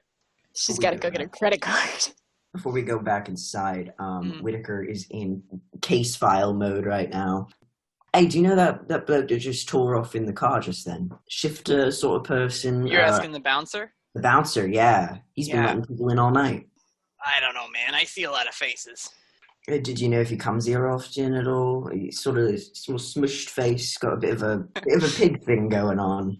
Well, if you want information out of this guy, you're going to have to manipulate someone, which is a role we don't do that often. Because we generally just tend to role play it out. But this is the perfect situation for this type of thing. Oh, no. Play the game, Whittaker. Charm? You're going to ask me to roll charm? I am demanding it. 1 second while I look up what my charm is. I know it's not good. I know Aidan doesn't have great charm either. Oh, no. I'm weirder than I am charming. Fuck. Maybe the dice will be kind to you. They were kinder than I expected. It's a 7. A 7. It's a mix. So I think with that, they'll give you what you want, but you have to prove something to them. Prove that I mean it or something like that. Let's see. Only if you do something right now to show you mean it. If you ask too much, they'll tell you what, if anything, it would take for them to do the thing you want, which is give them information on this guy. So, you know what I'll say to make my stance clear? I'm with the Eastie Agency, and we don't want any trouble around these parts, and he's been known for trespassing on some of the rules we got set up to keep you guys from getting whiffs of by the human folk. The bouncer stiffens up when you mention the Eastie Agency, and he says, hey, listen, I don't want any trouble either, man. Look. I don't want any trouble either. It's just that one in particular we just need to keep an eye on. Right. Yeah, okay. Listen, you didn't hear this from me, okay? I can't have this coming back to bite me in the ass. I got a family, man. You don't know. Absolutely. All right. And he kind of leans in and whispers, I can't tell you a lot because they'll trace it back, but you're looking for a guy named Sledge. Sledge, S-L-E-D-G-E? Mm-hmm. Is there anything else you can tell me about where he hangs out? How often? Not tonight! All right, get in there, have fun, you crazy kids! Like, he kind of shuffles you along. Wow, it's the first time Whittaker's been called kid in so long. Natalie. Yes. Damien is alone with Prithee, correct? At the bar at the moment, yes. I think Damien is going to use his manipulate eyes on Prithee. Okay, we'll do that before everyone joins you again. What is the scene? Prithee is like sipping their vodka cranberry and just enjoying the atmosphere. So the Eastie Agency seems like a cool place to work for. Obviously a lot of cool people. We talked with Ross and... Definitely better than jail. Yeah, you got Prithee that says. Right. Then his eyes are going to glow green because I want to ask Prithee what they know about Olivia Eastie. And then if I get bonus, I want to ask if they have any dirt on Whittaker, if they've seen him do anything embarrassing or scandalous. Oh, there's the 6. Oh, really? Yep. I love it. No You modifier. can use a luck point. Is this a thing where they get mad? That's only if you fail to manipulate, right? This is special and different? It just says when you gaze into the normal human's eyes and exert your will over them. Roll charm, describe the holds. Regular people will follow your order. It doesn't have penalties for failing, so whether you want them to be able to like pick up on it. Does it ask you to roll at all? Yes, it says roll Okay. plus charm. All right, gotcha. So what question did you ask? It was, what do you know about Olivia Easty? Your eyes glow green, and you ask Prithvi this, and they glance down at their drink and sip it, and then set it down. And when they look back at you, they like push the bridge of their glasses up. Let's get one thing straight, Edgecrest. Don't try that shit with me. And they tap the edge of their glasses, which like have like a little like barrier thing that goes off. Olivia Easty is a very powerful woman. I try my darndest not to piss her off. Me too. Me too. They nod and they pick up their drink. I'm gonna mingle. Stay out of trouble, Edgecrest. And they hop off the bar stool and go walking around. Thank you. And you're joined by your friends. Aidan, Hugo, and Whittaker come back in the bar. I guess Raven and Felicity, you guys are still in the bathroom. Do you come back? No, I feel like we've run out of the bathroom. We're like, we gotta go get him. Oh, he's gone. Never mind. Yeah, they for sure run up to the group. And they're like, oh my god, you guys, you'll never believe who Felicity just saw. I saw a pig man in my brain, and then I saw him in real life. So did we, unfortunately. We got away. Saw him in your brain? Well, everything you see is kind of what you see in your brain, technically. Just the second part. Yeah, it's the second part. Oh. You had a getaway car. Well, he's gone now. Let's get some drinks. Wait. Is Felicity currently holding a drink? She's holding a water because Raven's not a monster. Good. Felicity is holding a water. She has drank 3 alcoholic beverages at this point, and this is her first water. Whittaker puts a small water bottle in her free hand and then tucks a little packet of liquid gel Advil into her pocket. Whittaker, You'll thank listen. me. I don't know if you know this, Yeah. but I've never drank before. You'd never guess, right? Life for me, I could never tell. Crazy how you put that by me. You're even supposed Master to be deception. a secret agent, and you couldn't even figure that out, could you? God. Anyway, are you having fun and you do want a drink? I have a drink that they made for me that was delicious. What you having? Shirley Temple with vodka in it. No, I'm gonna call over. Oh shoot, what's his name? Xerix. Xerix. Xerix is the multitudinous. I'm gonna call over Xerix. Hey man, get this guy. Actually, you know what? I'll second thought. I'm good for now. Get him. Hey, no, don't listen. You know to what? him. Aiden's got the right idea. I'm going home. Get him. Get him. Whittaker, you just got here. I forget what it was called, but it tasted like iced tea. No, please, no, none of that. None of that. Xerix, you see their face is still looking at Felicity, but because they're a swarm of crickets, another face just like spreads itself so it can look at you at the same time. I love it. It's so good.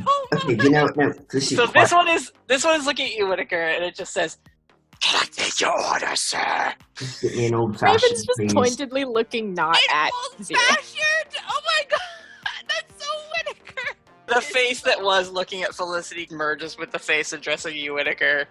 Coming right up. So he Do you want my card? Put it on Brightwood tab. Aiden's fine. Yeah, Aidan also sits down at the bar. I've got it, Whittaker. Don't worry about it. Can I get a pineapple juice and like 8 lime wedges, please? Can I get another Aiden, you're Long so Island iced tea? God, Felicity's gonna die tonight. Aidan gestures to Xerix, who leans in, and she's like, just give her an iced tea. I don't think she can tell the difference at this point. Raven sits down next to Aiden and is like, oh my god, you genius. Felicity Felicity It will just like pulls 100% Felicity up not be too. able to tell the difference. No. But she has it in her mind that there's alcohol inside of it, and so it's like the placebo effect. So she's gonna think she's getting more drunk. The placebo effect is that Felicity can barely stand as it is. I imagine Xerox puts normal iced tea in like the small alcohol glass with like the cool iced tea. Like he dresses it up. They make it a cocktail for her, but like it's just like Lipton. So they hand you, Felicity, your iced tea drink. They gave Aidan her juice, and they make the old-fashioned for Whittaker and slide it over. All right, so Aidan's sitting down, Felicity's sitting down, Whittaker's sitting down. Raven, are you sitting down? Oh yeah, I said Raven sat down next to Eden. Damien, you sitting down? Everyone else is sitting down. It's pretty cool right now. Yeah, absolutely. We are all sitting down. No. This is perfect. Everyone is sitting at the bar. Hugo, you look at your friends gathered here. Aidan looks a little worried as she glances over at Felicity and Raven. And Whittaker's sort of being harassed by Damien already. And it's just the perfect moment. There's a stool waiting for you to go and join them. You can see the concession in his eyes. He's thinking about it. Raven's just nodding at him like, come on. Come sit. You know you wanna. Yeah, he's gonna do it. He's gonna sit down. Before he goes to sit, he's gonna go over to Whittaker. Even though he heard that Aidan was going to drive, he's going to put his hand and do the gimme motion. Fucking hate this. All right. Give him the keys. Have fun, Whittaker. Raven gets Xerox to get Hugo another soda. Like, get this man a drink. Wink, now wink. that everyone's sitting at the bar, you think to yourself, man, this is a lot of characters having trouble visualizing what's going on. Actually, Whittaker, what happens is Hugo sits down, and Prithvi Devon somehow gotten themselves backstage into like a VIP area next to DJ Chimera, who is on a break. There's like a different DJ out there spinning tracks, and so Prithvi is just chatting up this lion, goat, snake-headed creature. The Chimera like looks over. They have like a triple rig vape pen that they're smoking. Yeah. All three heads at once. They're like, do you want a hit of this? And of course, Prithvi is like, hell yeah, man. And like, whoa, oh, that's good stuff. And of course, Chimera's like, so who did you come here with tonight? And Prithvi's just like, those guys. Oh, they're being cute. And they take out their phone and take a snapshot of everybody sitting at the bar. Oh no, there's visual evidence of it. So good.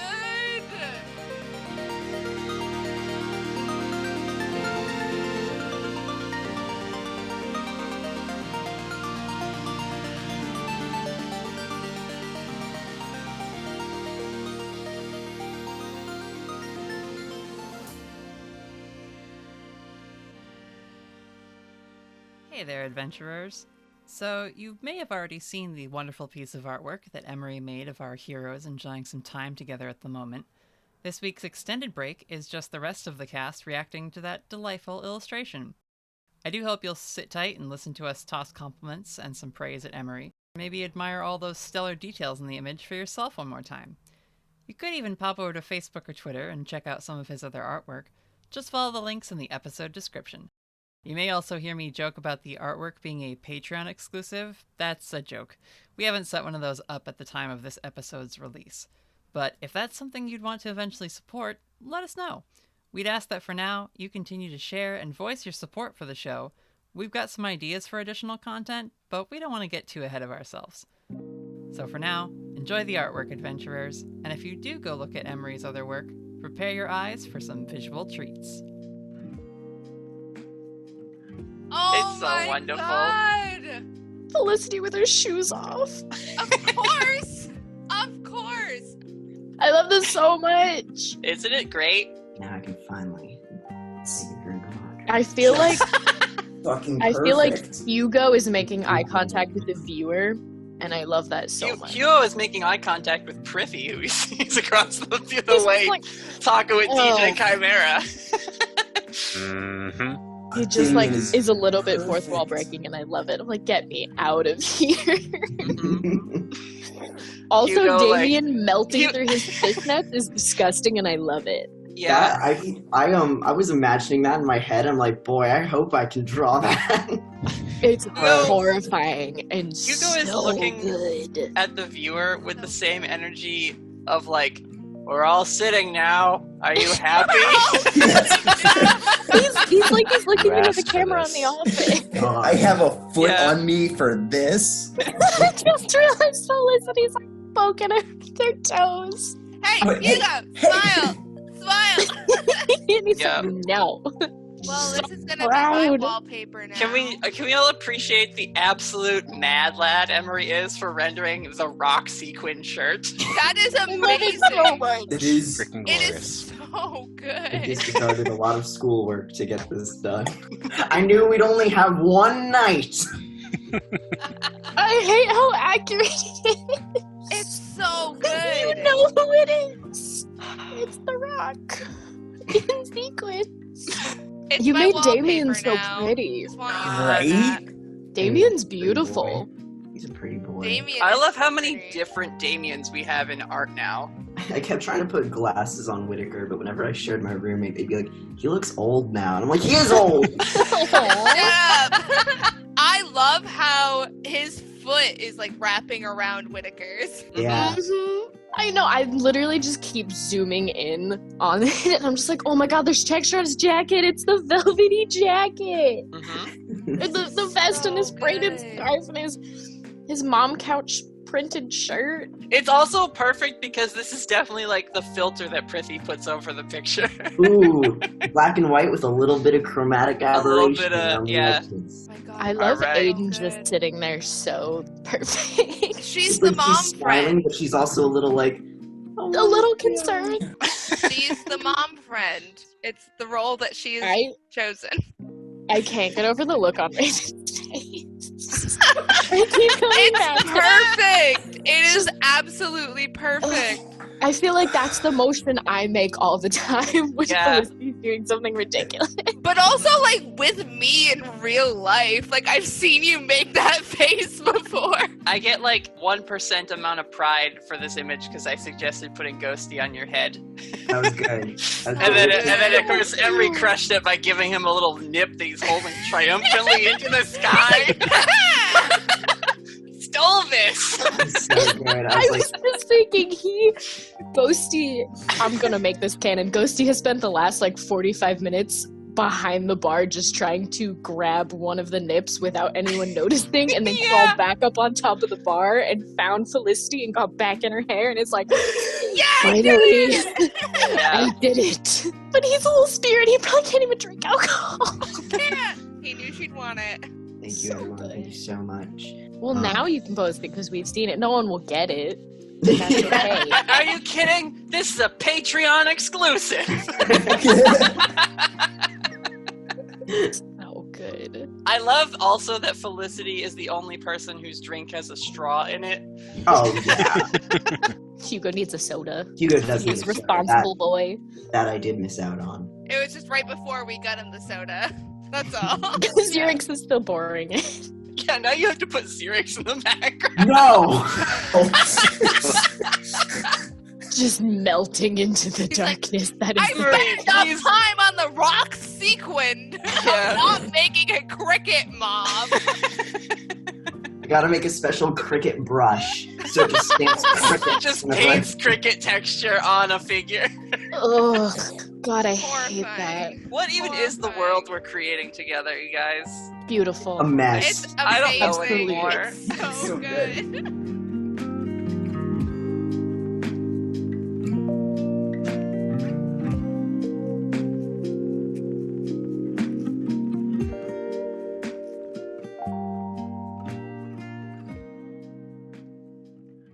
I think we will end the bar scene there with our picture-perfect moment immortalized forever in this lovely fan art. Fade to black. We'll do one of those fun, like, very artsy editorial cuts. Prithvi holds up their phone. You see looking at them, holding the phone up like, what a bunch of nerds.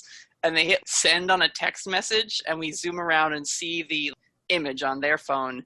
And the next thing we see is still the same image, but then the camera pans out and it is someone's phone in the group on a desk, and you guys are all like sprawled out inside cabin 12J back at the Eastie compound the next morning. I love the idea that Prithee hacked into the group chat. 1,000%, yeah. Prithee added themselves to the group chat without permission. Yeah. Same username, actually. It's just Subtlety Rex sends a picture to the group. Aww. I can't remember if this was established with Prithee or not. Do they know that Raven is the Raven, the username on the Watcher? Do they know that? They put it together after you made the reference to, like, Okay. I know who you are. Okay. I wasn't sure if they would think that Raven is just like another user, but she's not, once you know her name, she's not very subtle in her, like, Yeah, name. like, she met someone named Raven Eugenia who knows that their, like, online user tag is Subtlety Rex.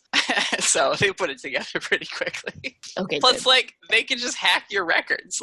Honestly, if Prithee uses the website, they know who everyone is on that site for Eastie Agency security purposes.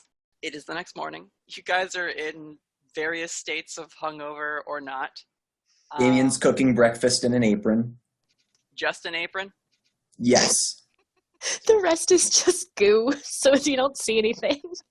I mean, like, he Ken dolls it. Which celebrity are we going to roast this time by having them be the person playing Damien in this scene? I don't know why Hugo I immediately picked... leaving. Ooh. Okay. Well, we'll just check in. If anyone has an idea for, like, what their morning looks like after a night at the moment, let me know.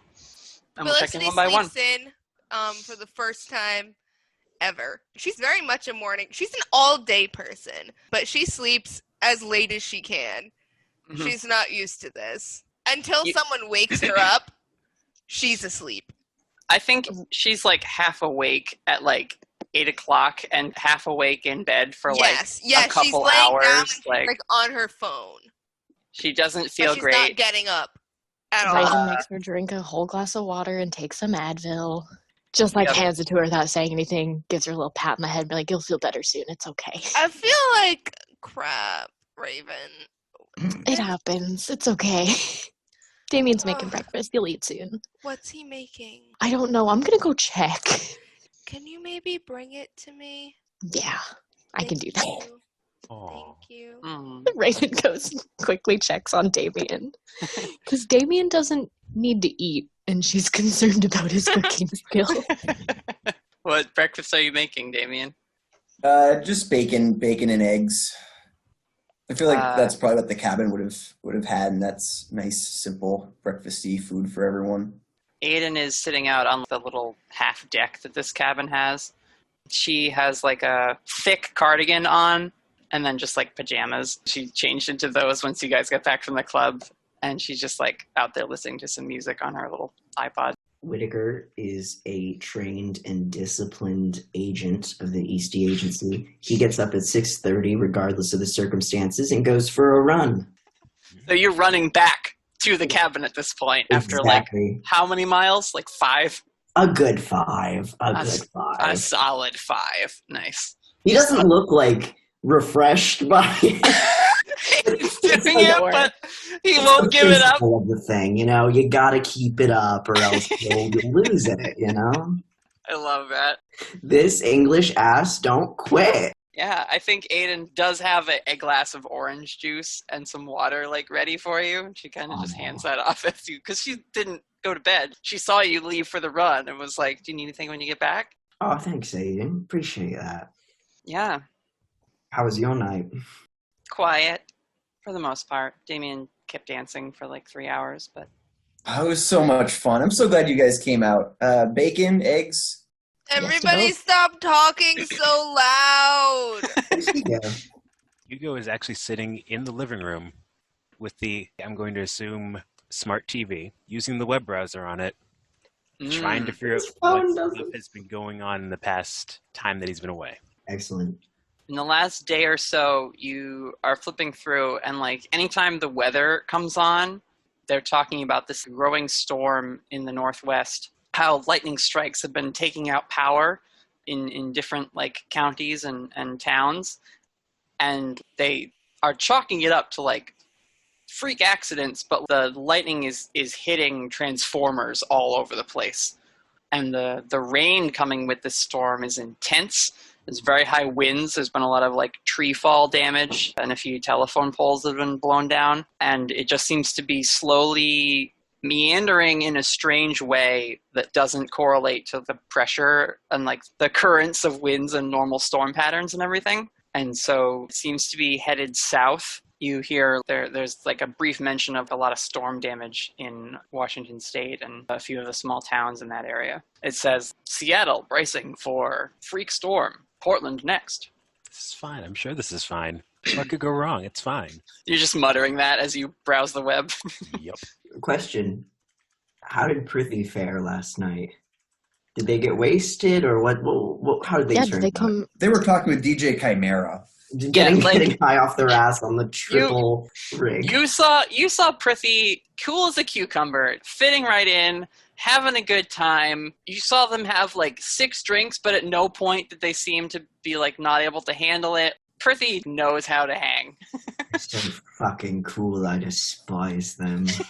Yeah. God, they're so much cooler than us. Like at the end of the night, you guys got to the point where like Aidan finally was just like, I think I'm gonna go. And like at that point, Felicity was so drunk that it was like, we should get her home to bed. And like, but like as you're all like getting ready to go, you caught eyes with Prithee, who was out on the dance floor dancing with Chris, the water nymph. Whittaker, I guess you like signed to them like, we're gonna leave. And Prithee was like, go, I'm fine. I'll see you tomorrow. It just like kept grinding with Chris and like going at it with the different people dancing. The amount of envy in Whittaker's gaze is like off the fucking charts. Yeah, there's like a text that's only to you, Whittaker, from Prithee from like 4:30 in the morning, and it just says like, I love when we go out. Not even like a got home safe? No, not even a got home safe. That came like 2 hours after that. Yeah. 7 a.m. got home safe. Prithee Devon, too cool for this world. Ugh, too cool for this universe. Nice. Raven wants to be their friend so bad. So you guys are having breakfast. Raven It is brings cloudy Felicity a out. plate. I will say that, Hugo. Like, as you're reading all these news stories, you're like checking the horizon now, and now that the sun is up, you can see dark clouds on that horizon. Hugo, I don't think I've ever hung out with someone who is this interested in the weather before. Yeah, we have a problem. A problem? Potentially. What's happening? So for the past day or so, there's been some abnormalities in the weather, and it looks like it's starting to make its way down here. What kind of abnormalities? Freak storm. It's gotten people within the community a little bit concerned. Wait, like what kind of a storm though? Like lightning? Is there lightning? Yeah, it's lightning and wind and rain. He's been watching it for hours. Oh no, guys. The pig man had lightning. What? You think it's related? That's true. You never told Whittaker about your fishing. Whittaker, I'm sorry. You did get pretty toasted last night. Are you sure? So, okay, Raven can back me up. I had a vision last night. I don't really remember it, not gonna lie to you guys. But it was a pig man, same one from before, same box in the back of his truck, but there was lightning coming out of it. And then he brought it back to, there was a warehouse. Do you know what the warehouse looked like? Whittaker's already Googling. It looked like a warehouse. It was in Portland. If I saw it, I'd be able to tell you, but I don't know. Do you know what car they were driving in? You would know that it was the same car that he got away from you in the last time. It was the same car as before. I'm going to send a description of the car, along with a description of the getaway car from last night, over to Prithee, and just say, like, if you're feeling up to it, if you could find some traffic cameras with these cars from the past few days, that'd be super helpful. They say, give me an hour to caffeinate. I'll get right on it. Thought I was throwing them for a loop. Thought I was catching them in the hangover. They haven't gone to bed. I swear to fucking God. I hope that was in the text conversation. Whittaker being smug, like, oh, did I wake you? And Prithie's like, I haven't gone to bed yet. They send you a winky face and then like the old man emoji. Oh. It's like, I know I could beat them in a fist fight, but they still somehow win. They also send you like just a too string of cute, you never emojis, and it's like a lion face, a goat face, the little snake emoji, plus like 3 big hearts, and then the rocker chick, which like they sometimes use as their like, this is me in an emoji form, because it has the pink side swept hair. Oh my god, did Prissy bone the Glad you had a good night. It just says new BFF. Oh my god. Wow, R.I.P. Oh, God. Whittaker found dead. I will say, I love having created an NPC where I just get to make them outrageously cool. That's a lot of fun for me personally. Yeah, so good. It's very freeing. Yeah. But yes, they say they will help you do a vehicle search. Excellent.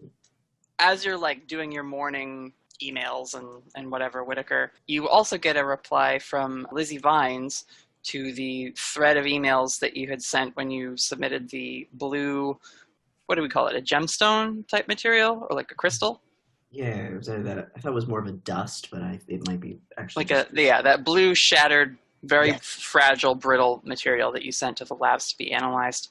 Analysis on unknown material says it is a resistor, like a natural formed resistor of current. So it's not a drug, which was my first, because I was about to eat some. They say there's a lot of calcium in this material, but then like a lot of other compounds and protein structures that cause it to be very resistant. Protein structures? It's a rock! Oh, I hate magic. I relayed this information to anyone interested, since we've been talking about it. Makes sense if they're transporting something that's got an electrical discharge, I guess. So as he's sitting there, Hugo has a smirk on his face just because, Because you use that a lot? Mm-hmm. Yeah. I need to stay in Portland to get all this wrapped up, but Hugo, do you need... I wasn't sure. It sounds like things are brewing up north, but do you need to go back to Autumn Falls, or what's your stance right now? Well, I still have some vacation time to burn through, and I have this odd feeling that I can't quite shake that whatever problem is up there is coming to us. Do you think your people back in Autumn Falls, do you think they'll be all right? Well, either they will be, or they won't be. That's generally how we work. If they do need me for anything, they have many ways of getting me if they need me. But beyond that, sometimes the best way to learn things is to be thrown in the fire. Except if it has to do with drinking. And he looks over at Felicity. Yeah, I still think we should cut her off.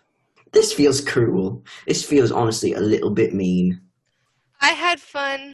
I like to imagine you caterpillar wrapped in the comforter of the bed. Yes, exactly. Yeah. I had fun. Slumps onto couch. Can I get some pancakes? Coming right up. Yay! Oh, let me get the syrup. I just need something in my belly. You guys noticed that Damien clearly went out again and bought groceries and has stocked the cabin with some basics. I assume he bought them. I'm hoping he bought them and didn't steal them.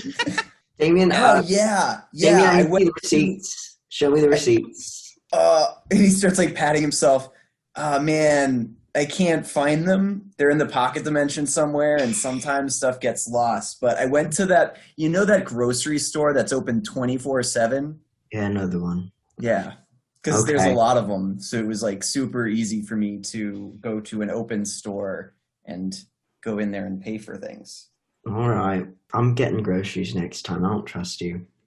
Also, Damien, did you mess around with my my ammo clips at all? Mess around with sounds negative? It didn't turn out to be a negative thing, but did you do anything to them? Whittaker, I wouldn't screw around with any of your things. That is a lie, ain't it? Yeah, it is. I totally tweaked them a little bit. All right. Well, thanks, actually. That kind of saved a bit of my skin earlier. Well, yesterday?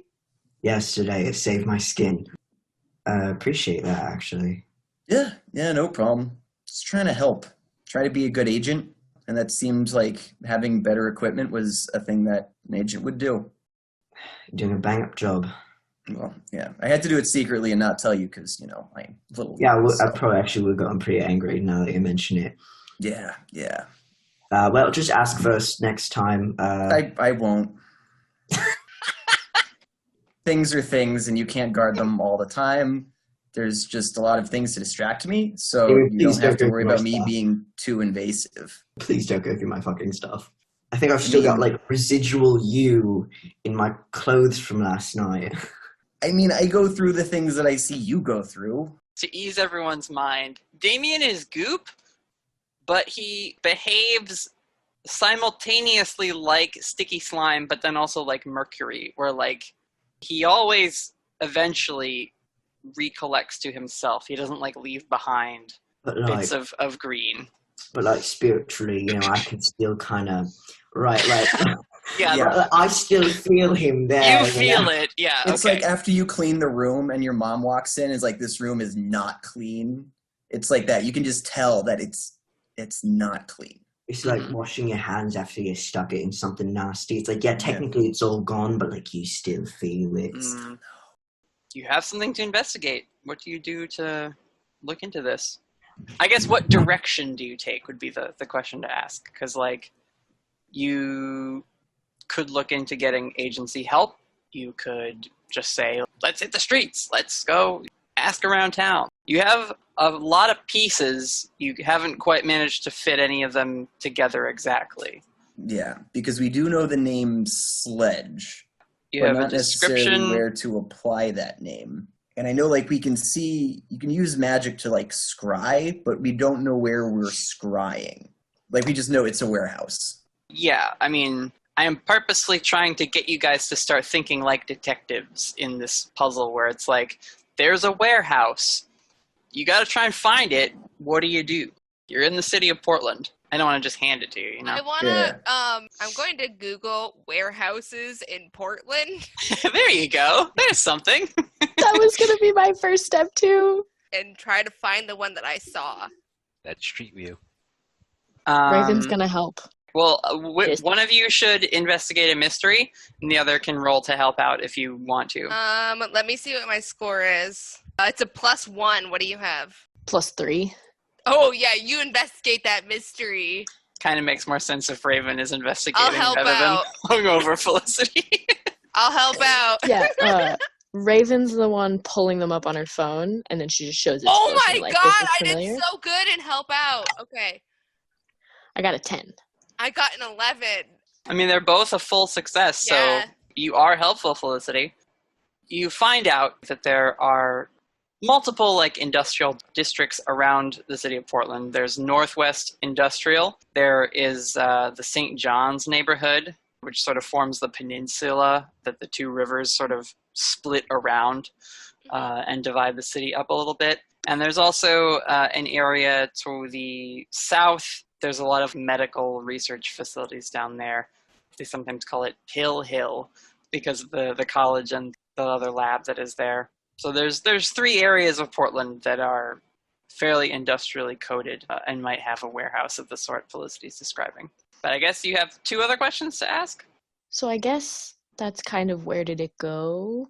I'm trying to figure out what could be answered just by Googling it. It's not like there's gonna be Google reviews of this warehouse is perfect for illegal activities. Yeah. 5 stars. It doesn't all have to be about the location. You guys could just be trying to piece together other information that you have so far. What sort of creature is it?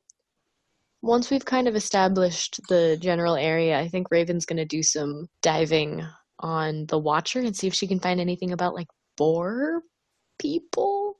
Well, you do find some specific instances, but generally, and I feel like this would probably just be known amongst the agency. They go by a lot of different names, but shifters, beastmen, animal folk, they are supernatural individuals who can shift their form into a were animal or sometimes just a large version of whatever animal they're bloodlined to. To refresh you guys on the information you have, you know that whatever's in that crate discharges a lot of electricity and causes shortages. You know there is a storm on the horizon that's knocking out power. You know that this boar shifter goes by Sledge. You know that he knows the Uber driver that you had, or that at least he was able to get in the car and get away with that dude. You know that there was a warehouse. Felicity saw in the vision that the discharges were happening at the warehouse. I think I know what I should do. I'm gonna tune in. Yeah, I guess. Hold on. Before the tune in, so Natalie can have our detective moment. Yeah, Is be there a way- detectives. Don't just cheat and use the game's own fucking rules. I hate how OP Felicity is. It's literally just like, all right, solve this for me. Thanks. Yeah, no, I know.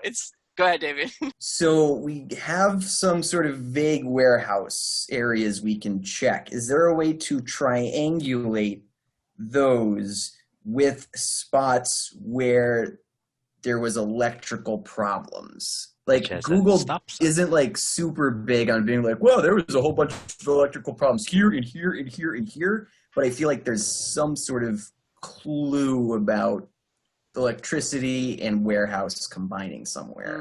Almost like a super top secret agency that could maybe track like that. outages Ask from the Prithee. power agency. Ask Prithee. I've already got Prithee doing. Yeah, the other agents at the. Yeah, but I like Prithee the best. Felicity said something about a stoplight and the power outage itself, right? Yes. Well, if There the was a stoplight power went outage out, on a then there block. should be some information concerning traffic issues or something saying that we might need to go a different direction. In like a municipal database or something like that. Like someone had to order get it fixed, you know? Yeah, That's Damien's in on the the right system. path. Or it might have just been on the news. Or on the news.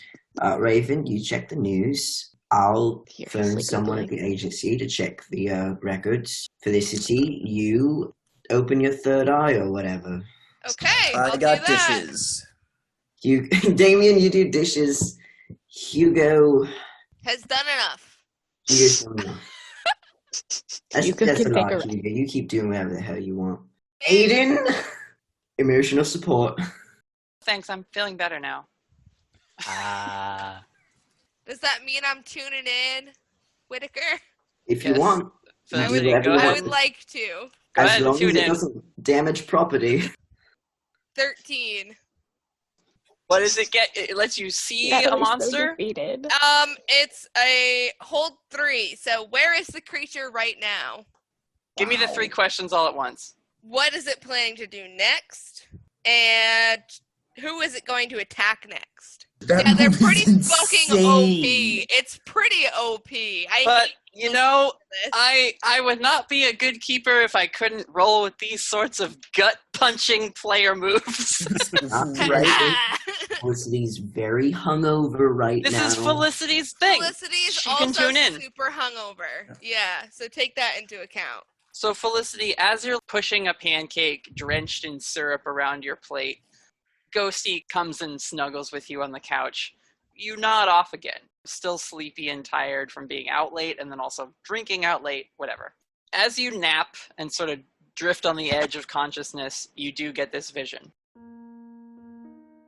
You see Sledge, this boar man, walking through this warehouse. There's lots of crates and storage containers and like a table where some people are huddled around it playing cards or something. You're not sure, but you follow him as he walks towards the back of this warehouse.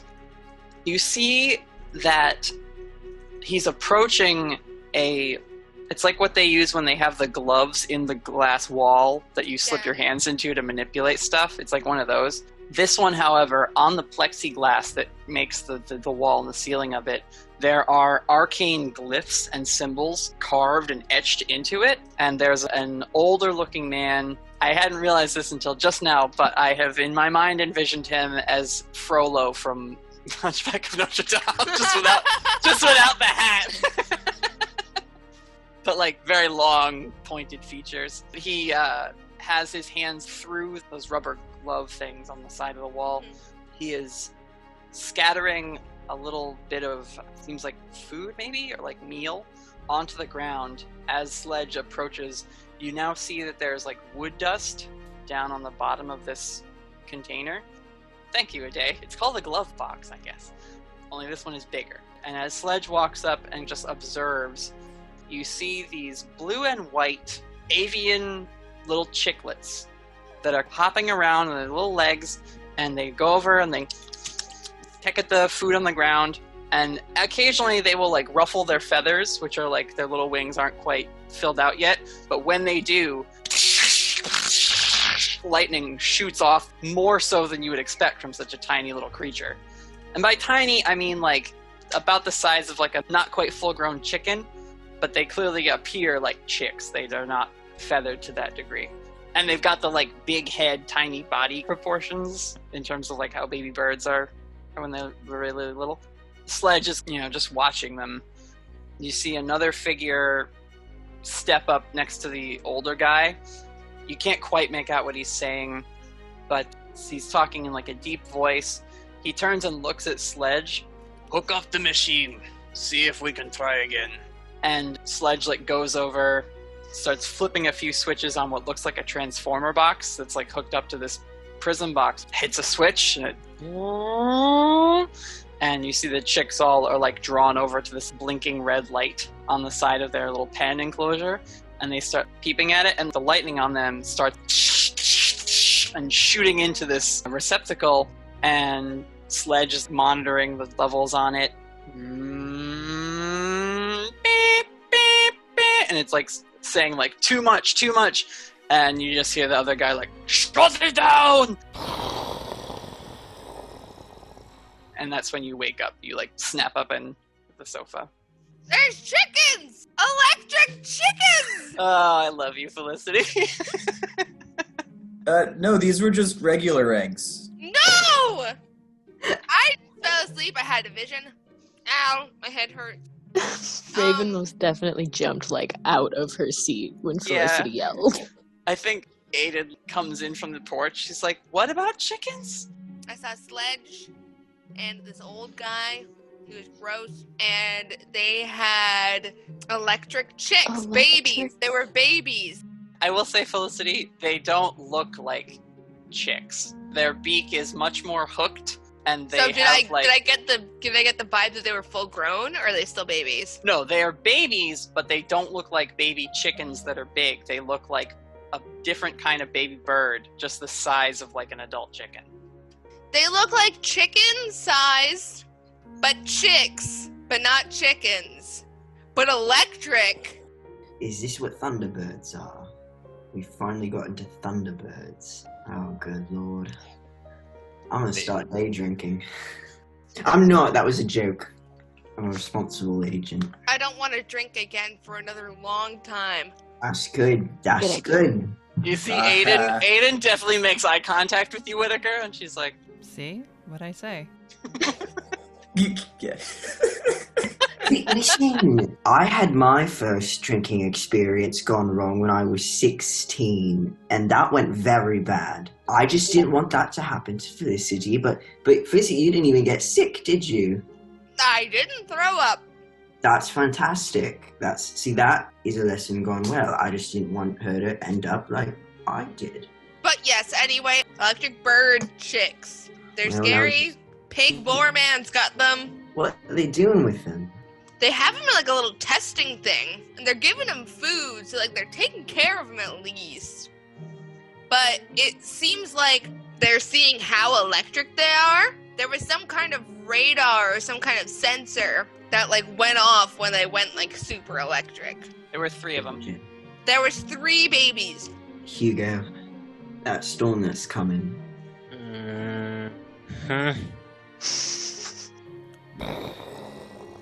Now, what do we say? We let the parents take care of this one by themselves because they seem plenty capable. So the funny thing about that, the news report that is on, and it's like silence because Hugo hasn't muted, but it's showing like rivers overflowing and like a flooded, washed out road. If this is the mama, she is mad and causing a lot of damage. Yep. There's some reporter who's like irresponsibly out in the middle of the storm despite reporting on how stupid and dumb it would be to have anyone out in the middle of this storm. So at first I was worried I was going to have to be the one to put down baby chicks because none of you guys were going to before they caused a big storm. But now that I realize that we're just trying to bring him home to mama, this is way more wholesome. We can all get involved on this. Yeah, I thought we were gonna have to kill him too, not gonna lie. Not about I thought we were gonna have to fight her. You mean we're just gonna reunite the babies with the mom? That's not off the table. Rule number 1, things are never as they seem. So this is strong evidence for this scenario, but always be ready for things to, Prepare for the worst, hope for the best? Yeah, pretty much. So we need to get to this warehouse place. Yeah, you guys need to find the shifter group because time is ticking now. It's like a free willy. Yeah, it's like a free willy. Aiden is rinsing out her coffee cup, and not to anyone in particular, she just says, we really shouldn't name them. Operation Free Willy it is. I will say, we're going to want some gloves. Either that or I'm going to need to teach you guys some stuff real quick. Well, yeah?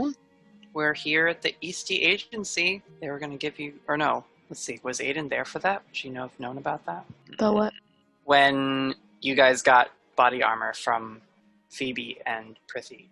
We gave that back, didn't we? You totally gave it back, but we can get it. I will raise that point as the keeper that, you are here, you could get outfitted with Eastie Agency stuff. Sweet. God, how cool would it be to learn magic from Hugo, though? Magic is what he'd be teaching you. I'd rather just find an excuse to get a whole bunch of rubber clothing. There you go. All right, well, we can do exactly that. We can do all of that. You guys have pinned out the mystery, whether through clever ingenuity or game-breaking mechanics. A little both. What do you do? I'm going to write an email to Phoebe Wickett saying, how stylish can you make a personal Faraday cage? Whittaker, we should probably go to the Eastie Agency to pick up these materials. I feel like if they shipped them to us, that would take the fun out of it. You are at the agency, Damien. You're on campus. Oh, yeah. It would be so convenient for us to go check out the whole armory and the clothery. And also, I mean, you sort of have the more company card and authority to get those things done. They didn't even let me sign out a gun. Well, thank God. Probably for the best. Oh, probably. Absolutely. If I can make a recommendation as we gear up. Absolutely. The little chickadees are the least of our problems. I figure. Oh, boy. Well, I don't mean that the big chickadees are a problem either. The people that kicked our asses last time. Mm-hmm. Well, that one guy kicked our butts. That one guy, yeah. We didn't have Felicity with us. Yeah. We have a Felicity. I'm honestly not comfortable with sending Felicity in to fight these guys. They're no Not joke. by yourself. No, I know. I want to be there too. Me and I'm Damien just saying, it's going to be super dangerous. Oh, for the human. Oh, yeah. That's risky. For all we know, these people could be beyond the realms of having to deal with magic. Guns. That's very true. We're not going to go charging in, We're going to get outfitted as best we can in case trouble does spring up. But I think tactic number 1 should be a rescue mission and not a search and destroy. We need to find the warehouse as quick as we can, and a good way in, maybe find power areas. If we get the lights turned off, they can't see what's going on. There are things we can do to get these babies out of there. We also need a way to contain the babies once we have them. We can't exactly just pick them up and walk out of there with them. Yeah, you said they were in some sort of cage, Felicity? Yeah, they were in when there's a baby that needs it's born too early and there's that box and you put your hands in with the gloves? It's in that. So we take the whole box. Yeah, how big is it? It's like a 6x6 cube. Oh, it's big. There's space for them to It's large. move about. It's a large box. Weren't they being transported in some kind of crate? I know they Yeah, were but getting... I feel like those were the eggs. Oh. It was shocking everything around. Yeah. And now they're born and they're larger. And more shocky. Yeah. I will check if we've got any Faraday suits in the Eastie Agency. And really good, thick rubber gloves. And These are magical creatures. We don't know exactly how their magic works. Yeah, that's a good point. Yeah, we may have to do some spying. I think we should try and spy on them a little bit and see how the birds act before we even think about sneaking in. There's one thing I know.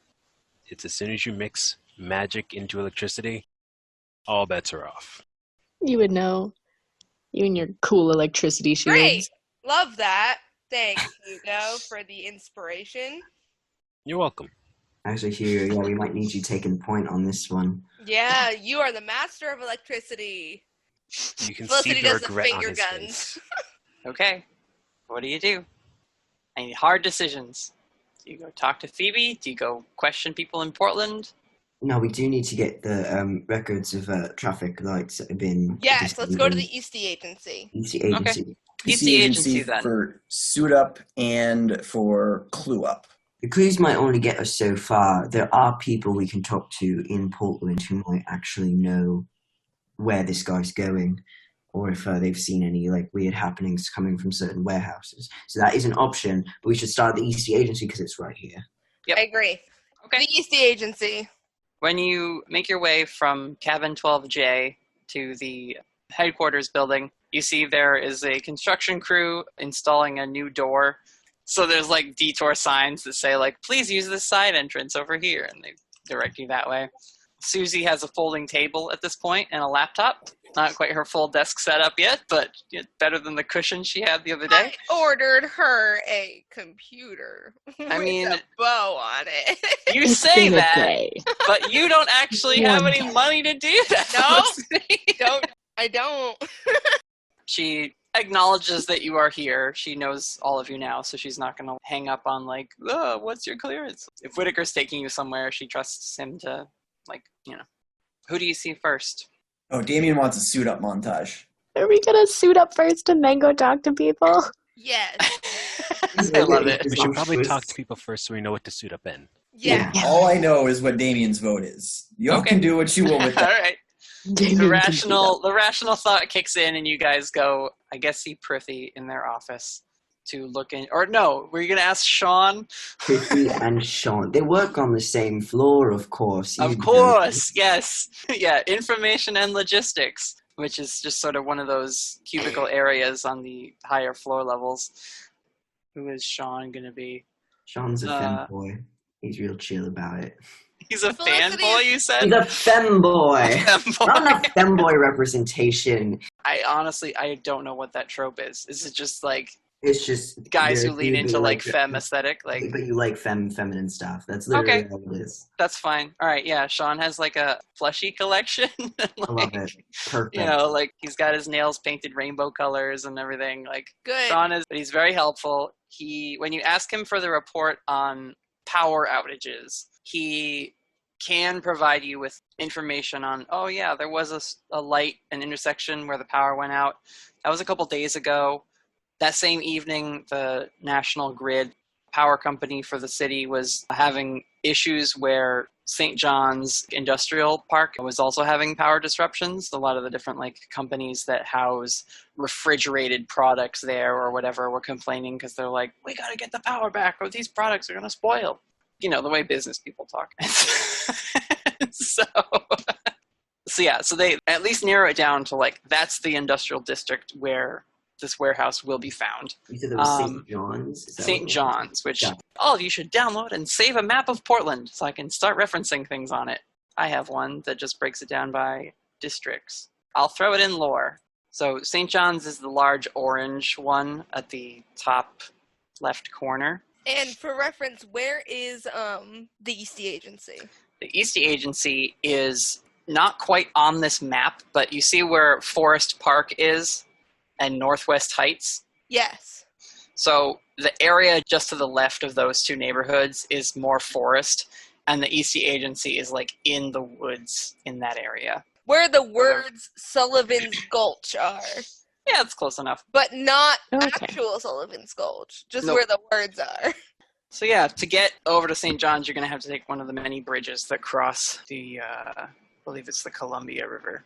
It's not the Columbia, it's the Willamette. Those are the two rivers that sort of frame the other section of the city. Now, Prithee, you had them running plates on the car and a description of the guy, right? Yes.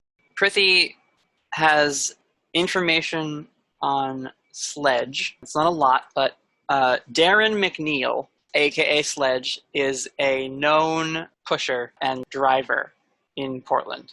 He can't be tied directly to any of the crime families or organizations, but it's just known that he works for them. He has been running with a gang of shifters that are known in the criminal elements of the city.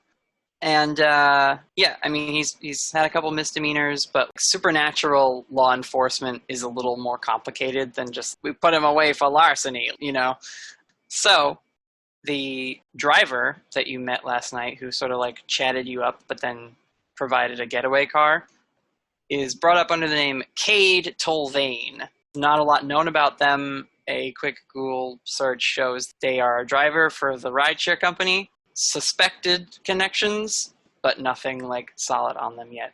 They did move to the city 5 years ago, so that part that they told you about themselves was true. Damien, you know Cade. It's just looking over the shoulder. Oh, yeah! He's a good driver. Yeah, that's all you know about him. He was your driver a couple times when you were in Portland. He was really talkative. It's hard to keep up with. It's kind of my experience as well, actually, yeah. Yeah, I mostly want to hear what other people have to say so I can parrot it, but full-fledged conversations.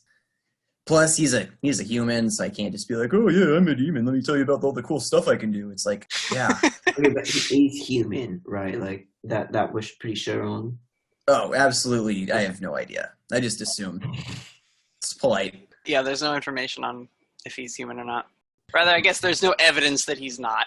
We need the exact warehouse, and I don't know if we're going to get that here. We might have to take a drive around and see what we can see. I know some people we can talk to if we need more information. Do we want to get some suits before we go? Oh, God, yes. I just really like trying on clothes. I'm not much of a suit person unless it's like a suit of armor, but sure. We get you some rubber gauntlets, if nothing else. Though I don't know if that'll mess with your stuff.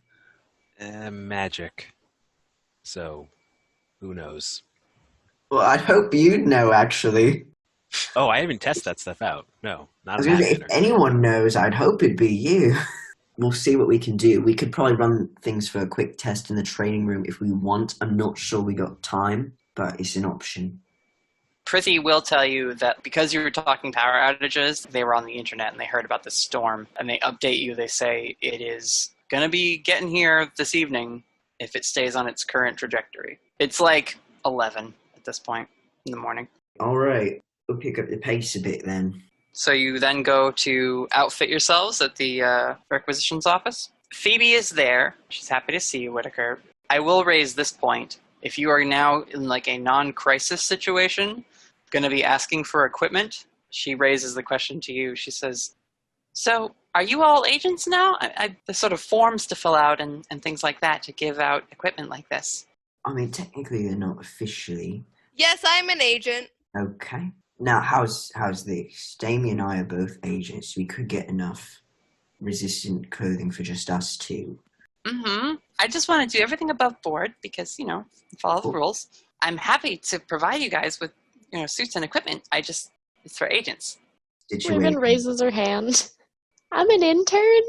She is an intern. This is true. Oh, perfect! And Phoebe is, totally willing to swallow that excuse. And I would argue Hugo is, a partner with the agency, technically. Like a consultant? Yeah, like a consultant, exactly. Hugo, would you agree? Yeah, totally. Exactly. Yeah. Okay. Yeah, I all right. will be an agent very soon. I can totally lend things out to probationary consultants. And she's grabbing different forms and checking off things with her different fountain pens that she keeps around. And I would argue that this is a crisis situation. So, I really much appreciate this. Perfect. Wonderful. Thank you, Whittaker. I will be putting this in my report. Phoebe is just covering her own ass. Fine, she can do exactly that. She has every right. This is, after all, a little bit of a bureaucracy. I don't trust the bureaucracy here anymore. Yeah, that's fine. Phoebe Wicket, the spider lady, takes her measurements, doing her best to conceal her spider half, knowing that Raven is uncomfortable around it. So sweet. She has a rack of clothes that she wheels out from a back room, and positions so that most of her is behind this rack of suits on hangers, but she will occasionally like take one off a hanger and with her human arms hand it out. What do we think of this color? And so she's helping you pick out your agency attire. What suits do you guys wind up with? The nice thing about it is it's the one area of the world where I will bend the rules of like what technology is capable of for the sake of super secret spy fun.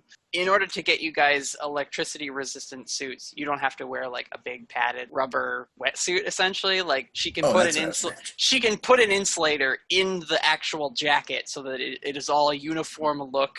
There's no conspicuous nature other than the fact that you're a bunch of suits now walking around, you know, looking very professional. It has hidden capacitors and such. Yeah, I mean, the EC agency suit is designed so that it can contain hidden protection the way Whittaker's has armor built within it. You can just get Faraday fabric off Amazon. Yep. What the fuck? Yep. Wow. I could insulate my room from all signals. Isn't that great? Oh my god.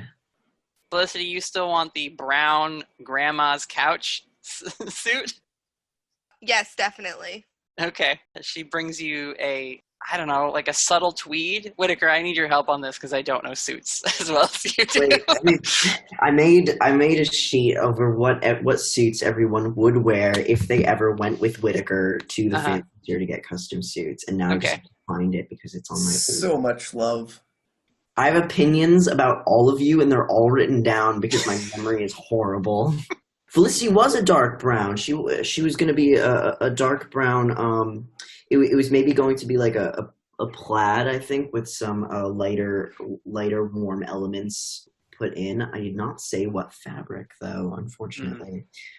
I think there should be like a coppery element to it if we're going for like electrical resistances or electrical, like something to conduct it away from the skin. If there is actually like a copper thread in the wool. The custom job that Phoebe is able to provide essentially gives you one armor, but rather than just being a straight one armor, it will give you protection against electrical magic. I imagine the like undershirt and pants are pretty simple. Yeah. The pants match the jacket, the shirt is a shirt. There's nothing high tech about that. Do you want a little tie or a bow tie? I would like a bow tie. Yeah, okay. Felicity is down for a bow tie. Nice. Whatever Phoebe thinks would match. Phoebe gives you a little burnt sepia bow tie. Cool. Sort of an orange fall color. What does Whittaker have for Raven? I forgot what she picked out at the Fancy Sir. At the Fancy Sir, we put you in a charcoal grey. Not full black, which I know you'd like. You're just too pale for that. He knows. He knows. But a charcoal grey we can do because it's dark and gets the point across without washing you out. I think if Phoebe's given us all new stuff, I think Raven wants something like a really, really dark blue. But yeah, I think very, very dark blue suit. The under stuff is probably like some dark grays. And then instead of a regular tie, I want her to have one of those. It's not quite like a scarf, and it's not a necklace, it's not a bow tie. Phoebe, given what you have described so far, Raven, she just gives you, it's a normal tie, but it's very thin, and it is a dark gray that pairs well with the shirt and the dark blue navy you picked out for the jacket.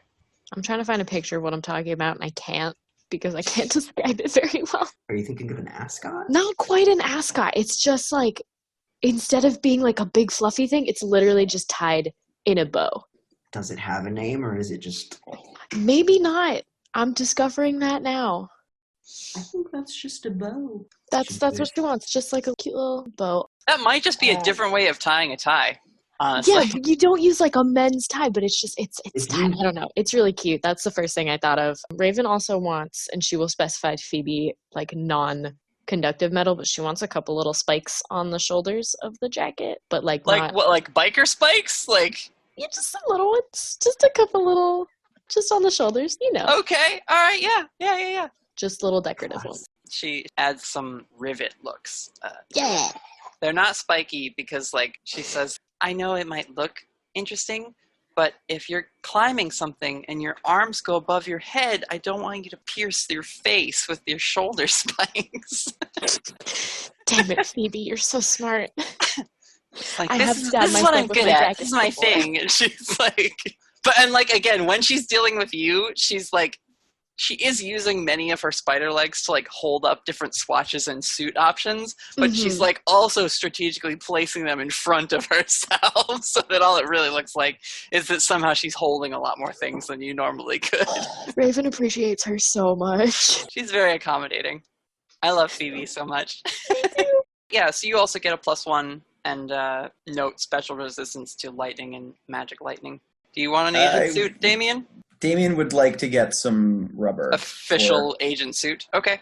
He's going to be Agent Whittaker's height for this, just for the sake of she has having a pretty... two of the same size.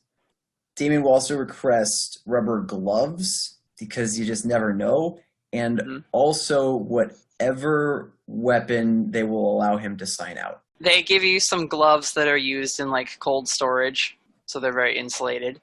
They also are willing to let you sign out. It doesn't even have to be like a firearm. It can just be like yeah, big knife, one of those like police batons or a tonfa. Yes, tonfas are legit. I think they're okay letting you have. Or a can he rocket get a launcher. cane? A cane? Yes. I won't even push for sword cane, though. That would be really cool. I think they're willing to like let you have a bow staff. I mean, it's a stick. At the end of the day, it's a stick, and they feel like worst comes to worst, they can disarm you of a stick. So yeah, Damien would take whatever they would hand him. He's just happy to have things. It's Damien, so I can just tuck the bow staff away. Hugo, do you ask for any equipment? Doesn't have to be a suit. Could be something else. Unsurprisingly, nope. Hugo doesn't need anything. Aidan also declines getting any like special equipment. Magical resistances would not add any mechanical benefit, and she also doesn't want to be considered an agent. So for both meta and non-meta reasons, she politely says, I'm okay. Is there anything else anyone wants to try to get done here? Not that you'll let me. Anyone else besides Damien? Nope. I think it's time we take a drive around town then. Start to jog Felicity's memory, see if we can try to trace the path of our guy. Are you going to try and go to like the stoplight area that they got the power knocked out first, or go right to the warehouse district? I think the stoplight is a good starting point, if nothing else. Memory jogging. Do you see the Interstate 5 on the map? It kind of crosses Hayden Island, comes past Kenton. Yeah. That would be the road that the guy like drove into town on. So around East Columbia, Kenton is where this stoplight had the power short. Okay. That's probably where we'll head first. In relation to that, where are Liam, Colin, and Neil placed on the Portland map? Liam, Colin, and Neil are in the Pearl District, which is right near downtown. Is it possible we could stop there first then? You certainly could. If we're coming from Forest Park and Northwest, like that area, and then we turn left and go north, I think. Sure. Okay. They don't show it on this map because it's kind of too zoomed out. There are lots and lots of bridges that cross the river that runs through the city. There's plenty of crossing points to get you from one side to the other. I imagine we're getting into the car now. Yeah, everyone piles into Whittaker's trusty, brandless car. Do you don't mind if we take one stop? I think there's someone we can talk to get maybe a little more information on the subject. Do you think we could take a second? A second stop, or? A second stop. I just need to go to the supermarket for something. Oh, yeah, absolutely. Yeah. You guys are, I mean, it is, Prithvi would have to sew things up. She's very quick. It's like 1 o'clock. There are markets in downtown, which generally you can like walk about. Let's do market first. He rushes in, buys some sunflower seeds, and rushes out. Okay. Question for Felicity, but really question for the keeper. Did we see what the chicks were eating? It was basic chicken food. Okay. That's Just see like stocking up on some. Yeah, there you go. Clever lad. Hugo is always thinking ahead. Sunflower seeds. Mm-hmm. Let's go. The next place we're going to go is a place in the Pearl District, and I imagine it's a sort of, what was it like? Like a little souvenir shop or something? So what it is, you park your car and like go to the market, and then you just walk from there. And you go to this intersection where there's a very big building that says Powell's Books on it, a Portland landmark. It's a big bookstore that is like, it's just known. It's very interesting inside because it's a like bookstore that's been there for years and years, and they've kept making it bigger and expanding it and whatnot. But attached to that, there's no adjoining door that would let you go from one place into the next. But just sort of as an add-on to the building, there is like one of those newsy, they sell the newspaper and baseball caps with like the Portland sports team on it and shirts that say I love Portland. Like it's this little souvenir news stand, just Portland flavored. There's like mugs that say like Old Town, and they have pictures of the White Stag sign on a flag or like a bandana or whatever. And there's a few people online who just like go up, grab a newspaper and maybe like a magazine from the different racks, pay the guy sitting behind the counter and go on about their day. It seems like a pretty normal spot. You're all maybe wondering like, Whittaker, what the hell? All right, Raven. Eyes up. Got a little test for you as the unpaid intern of the group. I want you to look at the guy running that little stand over there. You notice anything weird about him? Do I notice anything weird about him? I guess you could read a bad situation. Or just give me a straight sharp roll. Good thing sharp is my strongest skill. Because that's a 9. I'm going to help her out. All right, yeah. Get her to 10. What is the thing you point out to like really get her to zero in and be like, oh? Yeah, I'll just like point out like how he's moving or the way his little newsy cap covers his face. Like what's he hiding kind of thing. Just roll. Plus cool. Plus it cool. Is plus cool. Snake eyes. No! Whittaker is a horrible teacher, as it turns out. Yeah, you don't help. I think you make things worse. He's like trying to show you the ropes, and you figure there's something kind of important here, but you're kind of distracted. He's not being very clear about it. Raven's trying to look at him like and be really subtle and not creepy, and then Whittaker just like points and like, that guy. Yeah, exactly. So, Raven, you're looking, no clues, no help, nothing. But clearly like something is like Whittaker wants you to pick up, and so you're like watching. Everyone else is taking in the sights, whatever. But you're really zeroing in. You're trying to be a good intern. And you notice as people are going up, there's like a quick exchange of money or paper or whatever. You notice that the way the person at the stand hands the paper back, occasionally whoever takes the thing will like take a few steps, look at their wrist or the back of their hand or their finger and kind of like, like they maybe got a paper cut or something. And you watch a little bit longer and you see that this guy, as he's sitting behind the counter and handing people the paper, you see a little flash of something each time money is exchanged or someone comes to the stand and asks a question or whatever. Then there's a moment where there's no one in line and people are just sort of passing by. And the guy's sitting there with his hands on the counter, just hunched up. He's got like a white beard that covers most of the bottom of his face. For the briefest instant, you see another set of hands reach out from the beard, take the coffee cup, bring it into the beard, and then put it back out. And then the guy like picks the coffee cup up and takes a sip, sets it down. What? Right there is one of the, well, I'd be doing him a little too much generosity if I said he was the best informant in Portland, but he's pretty good. That man right there, I'll give it to you straight, has 3 red caps. Oh my god. They're all right bastards, but they are very helpful if you know where to press them. That's amazing. Raven will gesture for Whittaker to like lead the way. Yeah. Like, you know this guy. Go introduce us. Sure. All right. These guys. Follow my lead. Okay.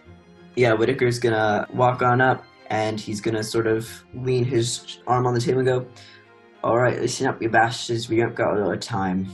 You see the old guy rubs his nose a little bit and pulls on a little cord like you would get on like a set of shades on a window. And when they pull that, the awning for the place flops down behind y'all so that it's closed. It looks like basically a tent has been put in front of this place to like shut it down. A little sign. It says like back in 15 for lunch or whatever on it, like outside of it. And you see the guy, the top of him raises up a little bit, and like parting the beard is a different little guy who has like a slick bald head, a bigger nose, and he's wearing a little coat underneath. And then from beneath the counter, another little head pops up, and this one has wide eyes, reddish hair, and like a short trim beard, and just like a curly mop of hair. And they all kind of pipe up at once. Whittaker! What can you tell me about Sledge? Well, we haven't seen shit. Get out of here, you bastard! I swear to God! As Whittaker winds up to deck them, we will cut there for the night. But yes, y'all have met Liam, Colin, and Neil, the 3 red caps who run a newsy and souvenir stand near Powell's Books. They're amazing. Yeah. Mm-hmm. I think maybe next session y'all might actually fight something. Well, no, we did fight something this session. Hangover. Hangover.